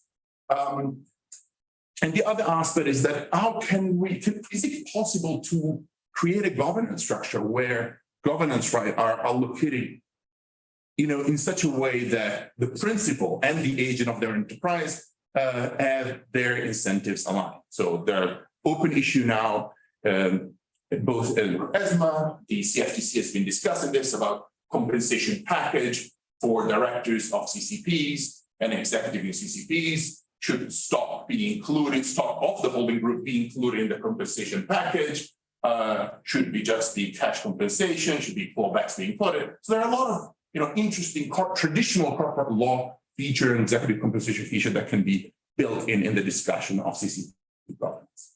So this is just a slide, I think, the two paper, I think this can be a nice connection between the two about scaling the game. And these numbers, I think, in some way, represent, in my opinion, why we have this potential misalignment of incentives and how the final risk-bearing costs are located on the stakeholders that do not have any voice or don't have any formal voice in the way CCPs are. And this is a number from the Futures Industry Association, FIA, that provide the ratio between guarantee fund and skin in the game for major CCPs. I just picked the largest US and the largest EU. There's still a lot of discussion whether or not these are the proper terms to look at and the proper ratio that provide incentive aspect. I think is going to discuss a lot about the role of skin in the game, should be a loss absorption versus just an incentive mechanism. But this can show you how, when we just think about capital in financial institutions, it's a very small ratio, very, very small ratio. And you can say that this is that CCPs are not bank, but we can use things like that highly leveraged, the CCP rely heavily and on members to absorb costs. Traditionally, there were private ordering mechanisms that were created by members to manage the counterparty risk. And now there are no more member-owned. Perhaps they're highly leveraged and externalized loss might present some issues. So yeah, just some numbers. Okay, so what are generally the tools that we have in place as policymaker? As law professor, this is why when we talk policymaker, how can we address agency cost and moral hazard? Generally, we have two major tools. Corporate governance, try to be sure that we have mechanism in place so that the agents maximize the interests of their principal. And then capital requirement. So thinking about imposing limit on how much an institution can be levied. Okay. Big open question, and then we're going to wrap up at the end with a policy consideration. The stakeholderism, this is a very hot topic corporate law, in whose interest the corporation 3 minutes should be run. Fantastic. CPMI IOSCO said that CCP should be run in the interest of the relevant stakeholders. The issues that who are they? Elizabeth Warren in the US published a bill on stakeholder capitalism act that required 40% of board of federal charter corporation to be represented by employees. So that bill is not going anywhere, but at least contribute to the big discussion on stakeholderism. According to Elizabeth Warren, employees are the major stakeholders of the corporation and should be given a voice. So if we were to apply a similar framework, what would be the consequences for the CCP governance? The effect of the regulatory framework, like, coming from Mason, a school, the market itself as a free market school, what are the, costs of the existing regulatory framework of letting the market develop with alternative clearing models or with different ownership structure? Right now, the market there's no flexibility, there's no space, particularly in the US, for incumbent members, clearing members, to come up with alternatives. Dodd-Frank set a very strong ownership restriction on clearing members. Clearing members cannot own a CCP. That was picked by lawmakers without very strong analysis. That was the narrative that followed financial crisis. Derivative dealers are bad. We need to restrict their influence. So is there space there to legislative reform? Should we reconsider that? Because right now we're in a situation where the market is stick to the current market structure, and market participant cannot exit or cannot provide a different alternative because the legislative framework doesn't allow for competition. And on top of that, in the US, clearinghouse have been labeled as systemically important financial market utilities, which make them super systemic. This I'm going to be very quick, but culture is very important. I really enjoy talking to the industry and understand more about risk culture, but how can we truly track it down? How can lawmaker and policymaker truly rely on risk culture and build on risk culture as a supervisory mechanism or supervisory element to check in terms of then being held politically accountable for the action? This is the biggest issue. It's like we can think about supervisor. At the end of the day, they should be accountable for the action. If something goes bad, if the response is that we have a strong culture, how can supervisor then work with this aspect to then do their own job? Cool aspect, because CFTC and SEC have been working on this. The SEC is also expanding a lot on the clearing mandate for the clearing industry for treasury, for example, and repo in the US, and a lot of consideration has been given in terms of the governance of CCP. And what is interesting in the US is that it's not an homogeneous market structure and ownership structure of CCP. In the US, we have derivative CCP. There are for-profit investor-owned CCPs, while securities are cleared by the Deposit and Trust and Clearing Corporation subsidiary. They're member-owned. So in the US, we still have what the major clearinghouse for securities market, it's a member-owned. So that's kind of creates some very interesting aspects. And finally, in terms of here, policy consideration, how to strengthen. And I was like, this is what, my dear. I came out to the Italian way and opened my shirt because there are too many German colleagues, but it's very hot. So in terms of policy, so it's hot. In terms of policy consideration, so how can policymaker take into account this important feature of balancing interests? So they have to balance a lot of important stakeholders' interests. On one side, they have to balance this public stability, financial stability function that was entrusted by lawmakers into CCP with a for-profit nature of that flying group. How can you balance these two aspects? How can you balance the interest on the final risk bearers, the members, with the board and the owners of the CCP that need to maximize shareholders' value? Because at the end of the day, are for-profit corporation. So these are just some, I'm going to leave it with this. These are just some policy consideration that can find their time, but we can work on different level. We can think about a multi-stakeholder board when we can issue, the CCP can issue hybrid instrument that assign seats on the board to clearing members and eventually even users. A stronger role of risk committee and thinking about the composition of the risk committee. The US, there's been discussion of who are the independent directors. In the US, if you're a clearing member, you cannot be independent. Well, but then you require a majority of the member to be independent on the risk committee. So there are a lot of realignment to be done there. Capital structure, skin in the game, that's I'm going to leave it to Kata. But this is something I've been working on with David Murphy, the idea of thinking about convertible debt instrument issued by the CCP as mechanism to reduce the pressure on clearing members after the fault waterfall. And then the ultimate one is change of ownership structure. Can we create mechanism, ex post mechanism that might threaten a remutualization of the CCP or a nationalization of the CCP so that the interests of the agent are aligned with the interests of the ultimate risk bearers?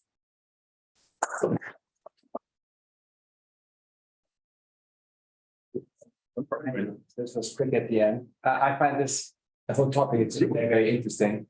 And I think Paolo was setting the stage for Kata. So maybe just switch.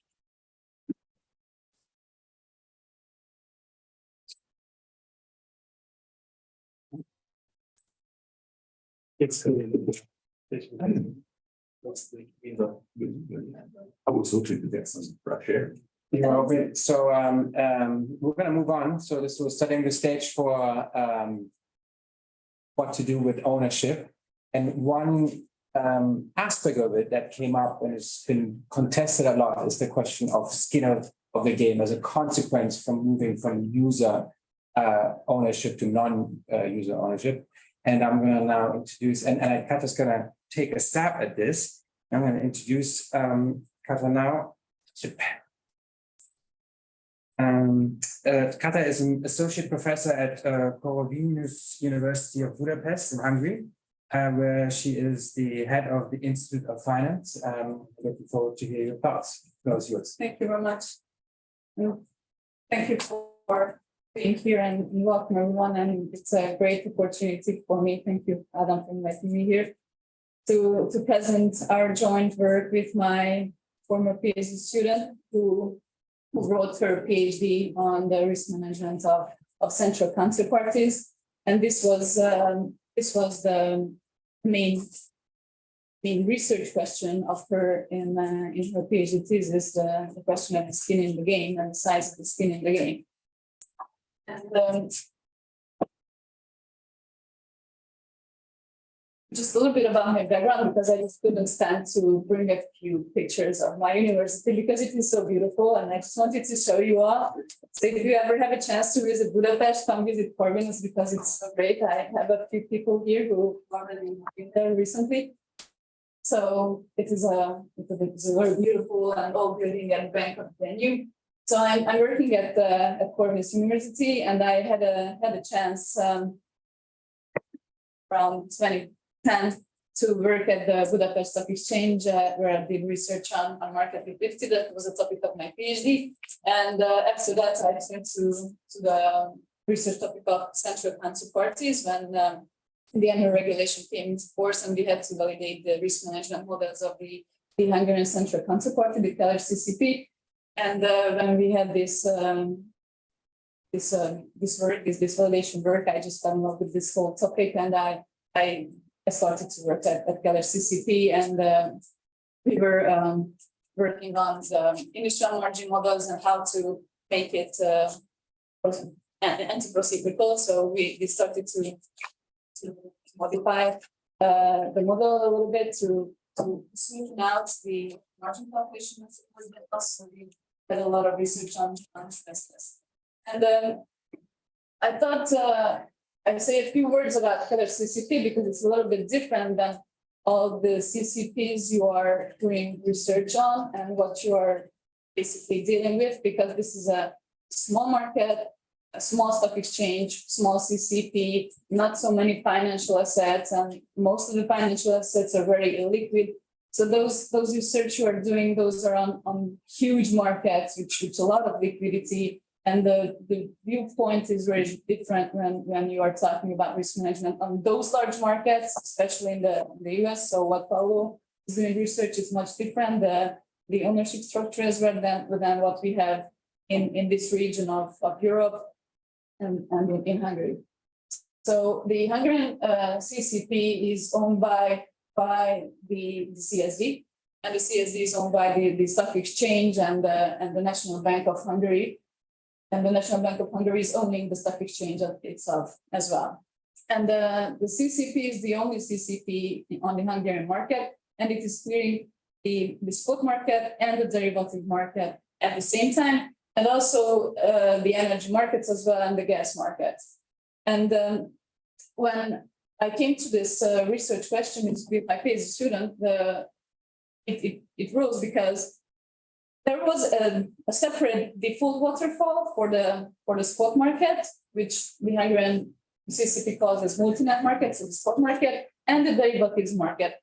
And I never really understood why they are having a separate default waterfall for the two markets which are interconnected. Because if they would have a separate, if they wouldn't have a separate default waterfall for two markets, then there would be a lot of hedging opportunities, and then the initial margin wouldn't be as high, so we would provide a lot of liquidity for the market as a CCP. If we are separating the default waterfalls, we are asking initial margin on the spot and on the derivative markets as well. Even if these positions in the portfolio of the clearing member is a hedging position, we are asking too much initial margin. And this is the dynamic that we wanted to analyze. And we got to the research question that how does the skin in the game is affected if we are using a separated or a merged default waterfall, a guarantee system for those two markets which are connected through pricing, so through arbitrage pricing. And we thought that it's an important question because the skin in the game is a certain ratio of the capital of the central counterparty, and if too big portion of this capital is being risked, then it is not good from the owner's point of view. And we just wanted to see that how these different guarantee system setups is affecting the skin in the game within the default waterfall. And we looked at it from two different points of view. Once we looked at it that how large the skin in the game should be at least to not to get into the default waterfall to the level when we are applying the non-defaulting members default fund contribution.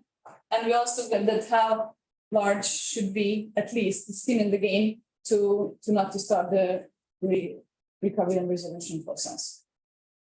So yeah, you're all familiar with this. We were just focusing now on the first four levels of the default waterfall to the pre-funded levels. And in our research, we were focusing on the work of Murphy and its co-author Nahai Williamson, who were using a simulation method. So based on that, we're going to use a Monte Carlo simulation as well in our research. Vincent and his co-authors affected our research also, who were challenging this hedging opportunity within their work. And also Goldman and Shen was a notable resource in our research who stated that there's an important trade-off between the initial margin and the default fund. So if you are decreasing the value of the initial margin, then the default fund will be increased. Or if you're increasing the initial margin, then the neutrals layer might be smaller. And we wanted to see that how this dynamic is working if we are changing the initial margin and the default fund, and how it affects at the end the skin in the game. So although the main goal of the skin in the game is not a loss absorption tool, and based on the ME regulation, it should be just an incentive to incentivize the CCP to manage risk prudently and have an initial margin calculation method and a default fund calculation method, which makes it sure that the skin in the game is not going to apply if there is a huge shock on the market and there will be defaults on the market. But in this framework, in this research, what we are going to do is that we are looking at if the first two layers are being applied, is the skin in the game enough to cover the losses or not? And in practice, if we look at the skin in the game, the ratio of the skin in the game, as you just saw it in the table of Paolo, if you compare it to the size of the default fund or guarantee fund in the US, so if you compare it, it is quite small. And in the EU, we looked at a few CCPs, and we can see that within the default waterfall, the size of the skin in the game is negligible, so it's very, very small. In Singapore, that's the only jurisdiction. What we found that the skin in the game, the size of the skin in the game is linked to the default waterfall, not to the size of the capital. So, according to the EMIR, the skin in the game is linked to the capital. So 25% of the capital should be the skin in the game, and it is not linked to the default size of the guarantee system at all. And in other jurisdictions in Canada, USA, and so on, there is no minimum requirement for the skin in the game at all. This is an example how it looks like in the case of TPLR CCP on the spot and the derivatives market. And you can see that the skin in the game is the lightest color and on the bottom. So it is much smaller than the ratio of the initial margin in the default fund. And on the derivatives market, you just can see the color just a little bit, how large the skin in the game is, so how small basically. So what we did, we made a very simple model. We used a Monte Carlo simulation. And in this model, we just had one CCP and we have 4 clearing members with different positions. Some of them hedged their positions, some of them had very large, open, unhedged, risky positions. So these are the 4 clearing members we have in different positions. And some of the clearing members have positions on the spot and the derivatives markets as well. Some of them have only on the spot or only on the derivatives. And the assets we are having on the spot and the derivative market is one stock and a currency. The stock is traded on both of the markets and the currency only on the derivative markets. The way it is working in the case of the Keller CCP. And as a derivative, we have futures positions and options as well. So we simulated the price evolution of the stock and the currency with arithmetic Brownian motion. We had to simulate the risk-free rate in order to price the option. We used the Wassercheck model for that. And we simulated 7,500 days price because in case of the stresses, there should be 30 years look-back period. So that's why we simulated 7,500 days. And within this period, we simulated shocks into this time series, what we are having. It was simulated with a Poisson process, so the frequency of the shocks was based on Poisson process, and the size of the shock was based on the normal distribution. And we also had correlation assessment between the assets, between the 2 assets, which is increasing. This correlation increases when a shock hits the system, either the stock, either the currency. So this was the basic of the price evolution. And regarding the margin, we used the method what we made at the Keller CCP, the initial margin calculation method, and on the portfolio level we used the SPAN methodology. For the default fund calculation, the stress test we had historical and hypothetical scenarios as well.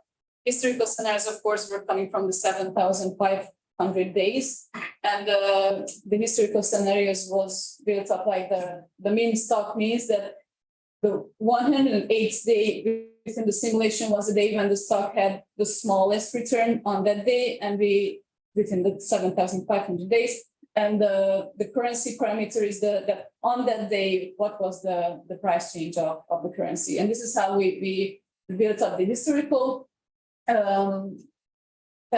scenarios. And the hypothetical scenarios were based on the standard deviation. So the 3 times the standard deviation was the hypothetical scenario for the two assets.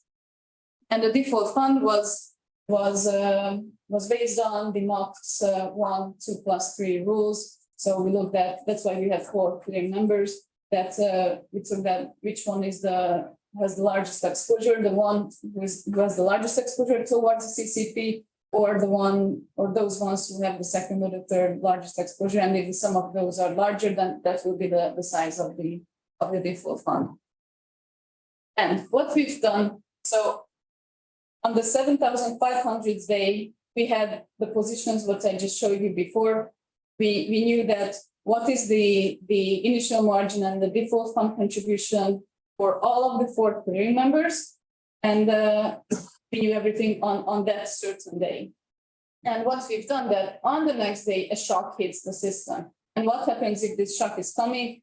Are these guarantees which are in the default what we call enough or not? And how large the skin in the game should be at least to not to start the resolution and recovery resolution or go to the 4th layer of the default waterfall. And the shock that hit the system, we had basically six shocks what we applied. These were just basically took that what is the expected log return for the assets on a certain day. And we increased and decreased that with very significant shocks. So it's 15 times the standard deviation, or 10 times 5 times, or minus 5 times, or minus 10 or minus 15 times the standard deviation.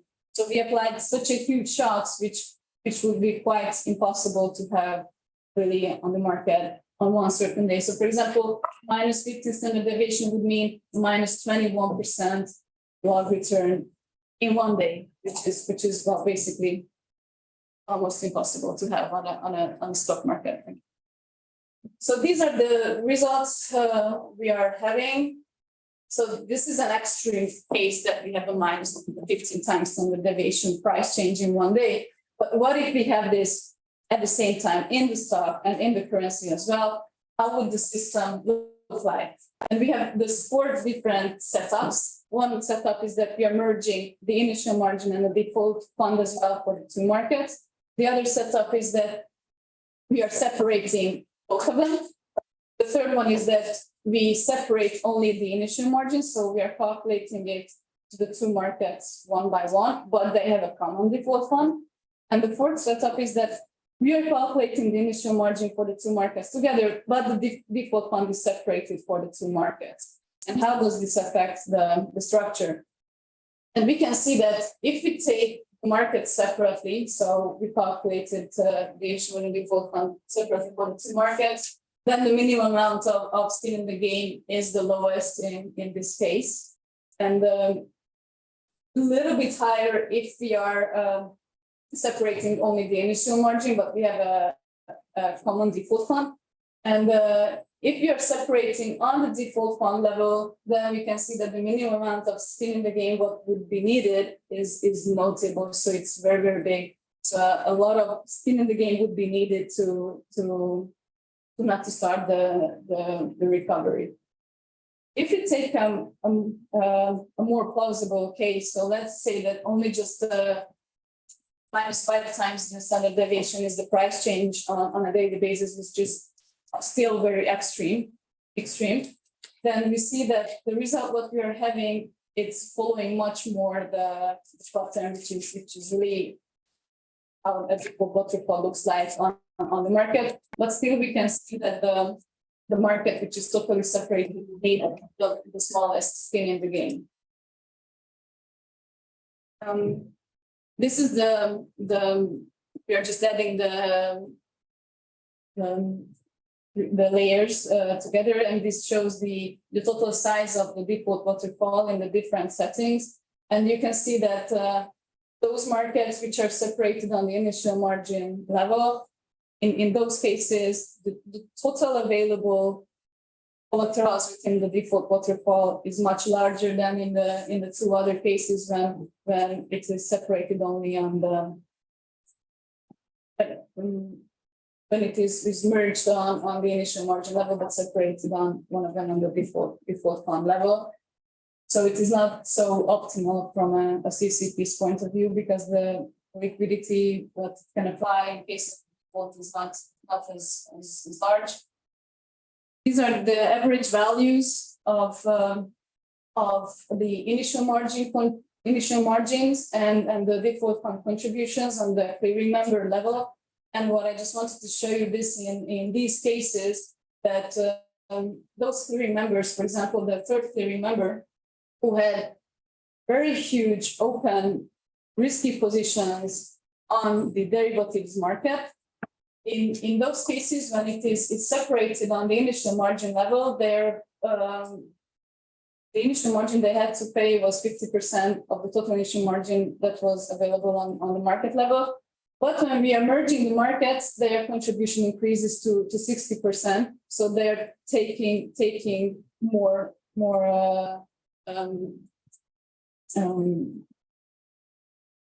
so they're providing more collateral compared to the others within the total initial margin available for the CCP. And this is the same pattern can be seen if we look at the default fund as well. In this figure, you can see how the skin in the game, the minimum required skin in the game looks like as we are hitting with larger and larger shocks the system. And I just don't have too much time. Okay, sorry. But here we wanted to somehow make a difference between these four methods. Which one is the best if we take into account not only the CCP's point of view, but also the clearing members' point of view. And based on that, we made a scoring system, and just a little bit, but the portion separated on the initial margin level was the best. And we take into account a lot of different aspects in this calculation, but I'm not going into the details because I ran out of time. So I just want to see the main conclusion. So the default waterfall is affected notably how CCP is operating the guarantee system. And in these small markets where other CCP is operating and those CCPs which are in that area, who are the CCPs are clearing different market segments, it is important to see that which setting is better for them. If they are having separate waterfalls for all of the markets, or they have a joint one. And also, it would be an important future research to challenge that. Is it good to link the size of the skin in the game to the capital, or it would be much better to link the size of the skin in the game to the default waterfall? It depends on, is it a loss absorption tool or not, or is it an incentive or not, or is it both, or it should be a little bit more clear, I think. Thank you for the attention.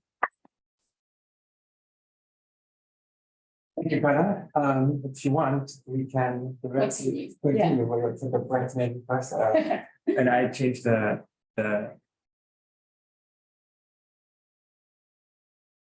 And I will be short because I see the time is 24 now, and I should have finished at 20. So what we're going to do now is do a round of discussions. You are going to discuss as a more quantitative person the work of a lawyer, and then you, Paolo, as a lawyer, then discuss the work of Kata. And it makes them it's a faculty, so I hand over to you. And then open it to the floor. Yeah, so it was a very interesting paper to read because there are not too many papers on this question, and I was very happy to see it. And I was pretty angry at myself that I didn't found it before when I was doing the previous research with my PhD student. So it would have been good to read it then, that time. But I hope when we get back and we get the revised result on paper, we will extend it with the views that Paolo and his co-authors are having. So I just skip the first slide because Paolo explained everything. So my question would be to Paolo, and on the next slides I have a few other questions as well, that this incentive, what the annual regulation says that skin in the game should be an incentive to the CCP to have a prudent risk management. How does this affect the result of the paper, because it is focusing on the US and in the framework of the annual regulation, how it looks like. And I collected the main findings of the paper. And the first one, I don't have the question at all. I just totally agree that the policymakers and the industry should intervene in order to realign the incentives of the clearinghouse. And I totally agree with this, and because the financial stability should be enhanced. The next thing that clearinghouses should have more skin in the game. My question is that how I finished my presentation, that how this should be. It should be, where should it link to? It should be linked to the capital or the skin in the game, the full waterfall, or how should this be made to increase the skin in the game, and it is needed to increase or not. And this third one, that this convertible financial instruments should be made and should be applied. This was very interesting in the paper. I liked it so much. My question would be here that are there any CCPs that have used this already in the US, or it is just an idea which could be applied? And there was a new approach to the recovery and resolution of troubled new houses, and that should be implemented. And my question here was that what is the suggestion for this and how it is related to the RRR, the European legislation, and in the paper there were not everything what I totally understood, so I just wanted to ask for some clarifications. And one of them was that you stated that the guarantee fund is counter-cyclical, and I just wanted to ask that why is it so? Because I never found this question before in the literature, that someone was challenging the counter-cyclical effects of the default fund or not, because all these researches are really only to the initial margin, not to the default fund or guarantee fund. And you also state that there's a reverse limited nature of in the clearing houses. And why is that? Because you state that the clearing members have unlimited liability, and I think that they have limited liability as well, since they provide only the initial margin and the default fund. So if there's a huge default and they are losing the default fund contribution, they're not even losing the initial margin in the first four layers. So they have limited liability as well, just like the owners have. So I didn't understand why would they have unlimited liability. Yeah, from the paper, it was always a little bit blurry that are you having the votes on the side of the member-owned CCP, and if the CCPs would be member-owned, then this kind of issues what you're raising would be solved or not, or you're not saying that they should be member-owned. You also say that they have a double-layered capital in the USA, and it's double-layered because the guarantee fund is one layer of the capital. And I'm not sure that in Europe we have it also this way. So I was checking at a few balance sheets of CCPs, and the default funds were not at the capital side of the balance sheet. And I just wanted to ask, is it has to be like this in the USA and in the EU it doesn't, or it was just an accident that I opened a few balance sheets that were like this? Having clearing members in the risk committees would solve the moral hazard problem or not? And you also state at the end of the paper that a solution could be to have a voting right for those clearing members which are having large positions and who has a large contribution. And I think that it would be a wrong incentive for clearing members, because it would incentivize them to have large open risky positions in order to have a voting right. And maybe I'm misunderstanding something here. And I collected my favorite sentences from the paper and the very important takeaways, but I'm not going to talk about it because of I talked too much already. So I'm just leaving it here. So just read it if you want to, and I just give the floor to Paolo and for the audience. Sorry for being with you. Thank you. Oh, you want to both respond and then discuss? Okay. Yeah, I'm very. I don't think you have slides, right? No, there's no slides. I have mine. So. Yes. We can go to the question. Yeah. Sure. No, first, thanks for the question. It's great. Like, I'm sorry that American law review papers are very long, and Kiko sent you two for a total of 160 pages. So I feel very bad. And you read them both. So yeah, I can see. So I feel very bad for that. So no, I think great question. So I have like, I mean, you sent them to me. yeah, and then you forwarded to her. Yeah. And so the fault is yours. No, three very quick point, and like I appreciate that you engage a lot with the framework. So when I use double layer, I use it with quotation mark.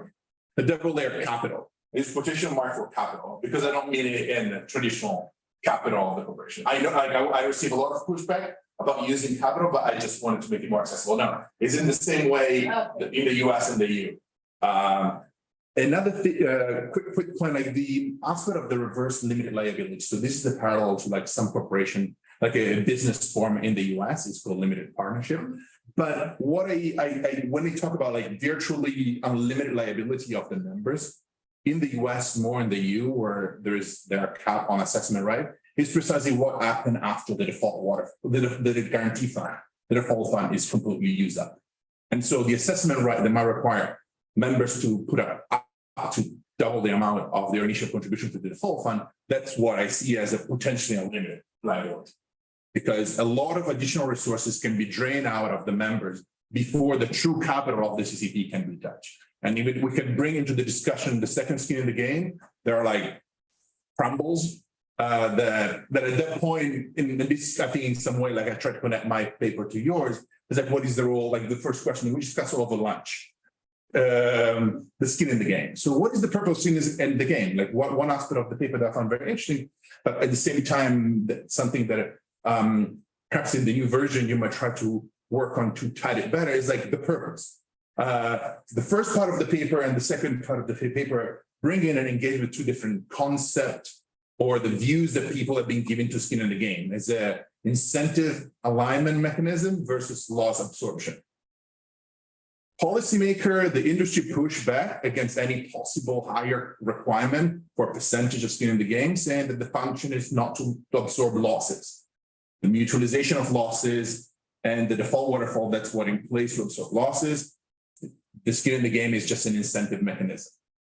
However, when we discuss over lunch, at the same time, what does it mean to be an incentive mechanism? That you lose it if you screw up with their way you run a business, or if you're not able to manage. So at the end of the day, I think like what in the paper you can try to do is to blend a bit better these two concepts, because the paper embrace and the simulation embrace skin in the game as a loss absorption. But the first part of the paper talk more to the traditional policy view or industry view. The skin in the game should not add a loss absorption function, but an incentive mechanism function. You know, the fact that now we have a second skin in the game that absorbs losses before assessment right can be called. That's another practical implementation of like how this sort of schizophrenic view of like what is skin in the game. So I think that's something in the paper that, you know, blending them together or like provide a more consistent analysis can help you better like from that aspect. Something that I found kind of interesting that I think like the paper does well is reminding me and everybody how, despite being very similar, how the regime on both sides of the Atlantic are different in very important aspect and different way just clearing models operate in the US and the EU and the dynamic. So I really appreciate the fact that, you know, you focus on the US, on the EU, and my comment is that how replicable can be this analysis? Like we talk over lunch, you know, we talk about the US. The US is split for different market segments. Securities are with the SEC, even regulators do not interfere with one another. So how can we expand this analysis? We talk about possible other market that you might want to engage with. You know, we talk about South Africa, that it's a market where you might have a similar structure to Hungary. Israel is another possible market, but you know, this can be, it's an analysis and consideration that can be elaborated or applied to only specific market where you have one player, being it owned by the public piping, plumbing, or by the industry like it's done in Israel. But you have one player for the system rather than like in the US, a very fragmented market with high specialization. And so these kind of phenomena are more difficult to elaborate. And yeah, and I think the last point I want to raise is that, so when and perhaps this is because of the engagement that you had with the skin in the game and this struggle that many of us face when we talk about skin in the game, because on one side, it's within the default waterfall, but then people said it's not meant to absorb losses, but just to incentivize. So something that perhaps, you can unpack a bit more is just like blending in the first and the second part and show more how the skin in the game play a role, how you link skin in the game on different default, waterfall, margin, and guarantee fund dynamics interplay. Because I do not see effects if you just embrace the role of skin in the game as an incentive mechanism. Why should we care about what comes after, like the default waterfall structure of rate? So this is just something for, when you resubmit, because you told me that you're going to resubmit, like blending together more the first and the second aspect. Sorry I couldn't provide any technical comment on the Monte Carlo's simulation. I'm from a town close 30 minutes from Monte Carlo. That's the only thing I know. I've been hearing a lot about that. Now that I have tenure, I'm going to take classes in the business school, but I just got tenure. So I've not yet walked into the business school to take classes as a student again. So thanks a lot for your Thank you paper. very much. Open up if there's any other questions or comments. Yes, I have a question for Paolo. To be honest, I have a suggestion. I have a question. Yeah, as far as I see, you see for almost majority of the papers here relate to liquidity market and very developed market definition. But when it comes to the corporate culture and the division between the management and shareholder in the policies, especially in these kind of important financial institutions, which are kind of public service, let's say, even though despite the ownership structure, I guess we should look just for a different experience, even to the underdeveloped market. But I mentioned in our countries, in small countries where the markets are not liquid, markets are not deep and wide, so no too much products, no too much, too many actors. The priorities might shift. What do I mean by that? For example, in your paper, definitely, the management of the financial institutions is very, and this I talk from my experience running the stock exchange. Where? In Albania, small country. So therefore, I understand quite a lot. It's definitely the important major word is integrity. So if you want to build an unfair, unbiased financial institution, you should have high level of integrity. But saying that, you are in the middle of the rules, you are dancing with the rules. So on one side you have shareholders who are running for profit. On the other side you have members who, sometimes they want to deviate from their responsibilities and blah, blah, blah. So the same is in developed countries, the same is in liquid market. But there, the problem is that the managers over there are running behind the profit. So it's not a life or death issue. In our countries, we are running to survive. So you don't have any excuse in front of your shareholders. So, I mean, let me put in other words, in a company which is with loss for 10 years, they are keeping money. I mean, they are paying money for your salaries and for the institution, just for the sake to have that institution. You cannot go in front of the board of shareholders and tell them, look, I cannot do this because it's not a part of my integrity. Because they say, piss off. I don't care. I mean, I'm paying your salary, so go for it. Etc. So what I'm saying is that maybe in your studies, you should think a small window even for these kind of small markets, which priorities are different, even though everybody knows that integrity in financial market is very important. This is my suggestion, maybe. And a question I didn't understand, maybe I'm not familiar with the definitions. I didn't understand the difference between the mutualization of the ownership and the nationalization, if it's different. Yeah. And that's probably an easy one. Yeah, that's a quick question. So for Kata, so you were very careful and very agnostic, right? And so I think in terms of where the skin in the game is loss absorbing or an incentive device, like a loss absorbing device or an incentive device. I just wanted to get your personal views, because for me it's like it's literally as thin as the skin, right? So if if there is a knife coming my way, I know it's not going to protect me, but at least it's going to make me avoid the knife, like make me avoid stupid stuff, doing stupid stuff, right? So which is an incentive issue, because if the moment you hit it, you know that the back is not going to stop there because it's so thin, that, you know, it's going to just go through it. So it's not really a loss absorption rate. It's a pure kind of incentive mechanism for better risk management. And there is evidence for that, right? Like the work by Elliot and Wenqian, showing that even though it's very, very thin, it does provide the right incentives for CCPs to have better risk management.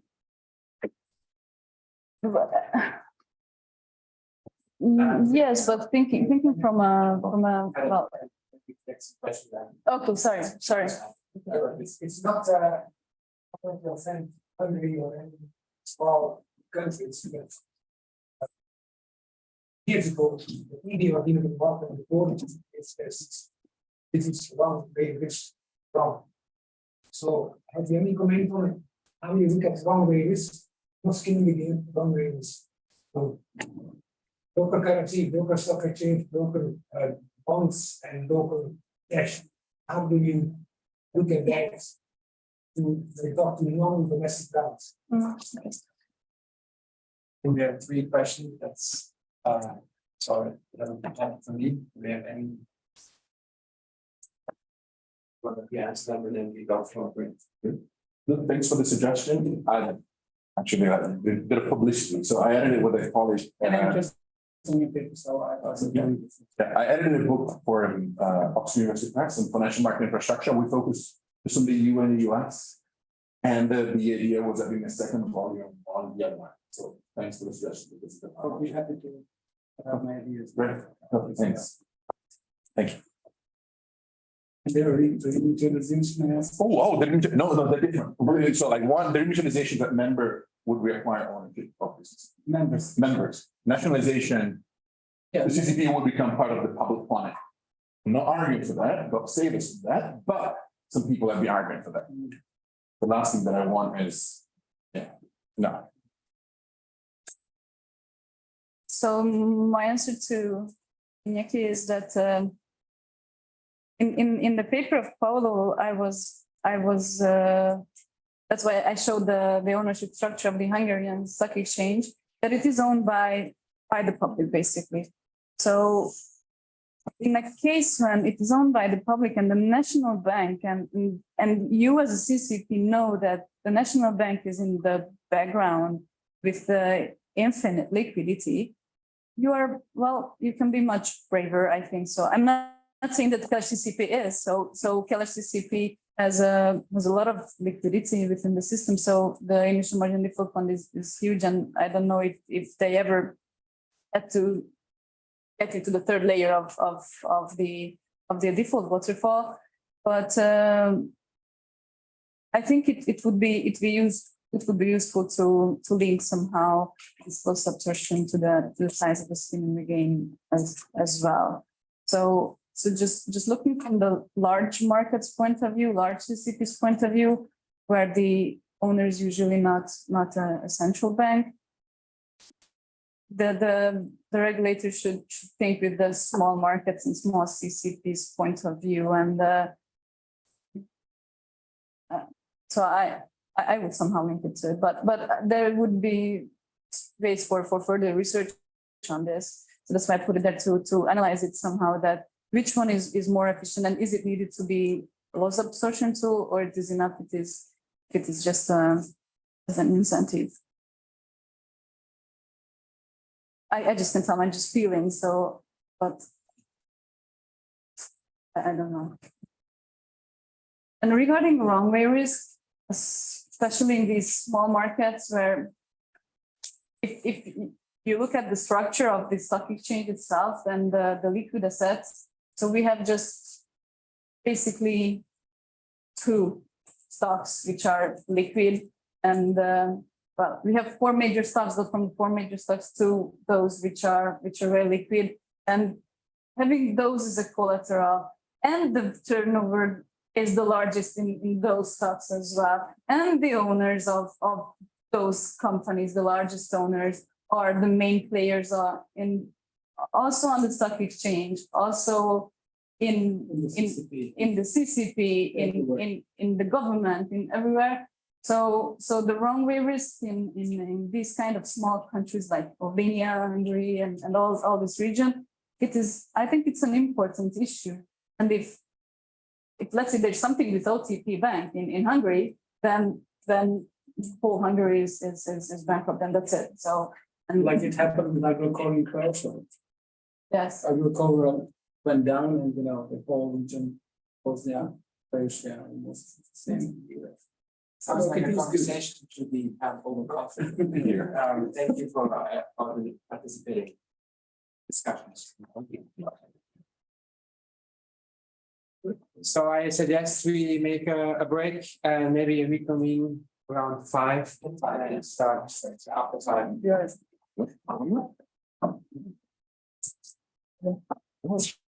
For the last and most important operating of course. Of course.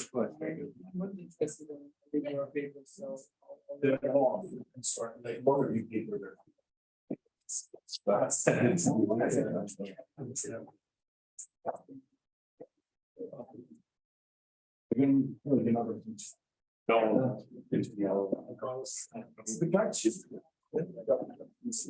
That's a picture of I believe I have quite a lot of smart speed up from.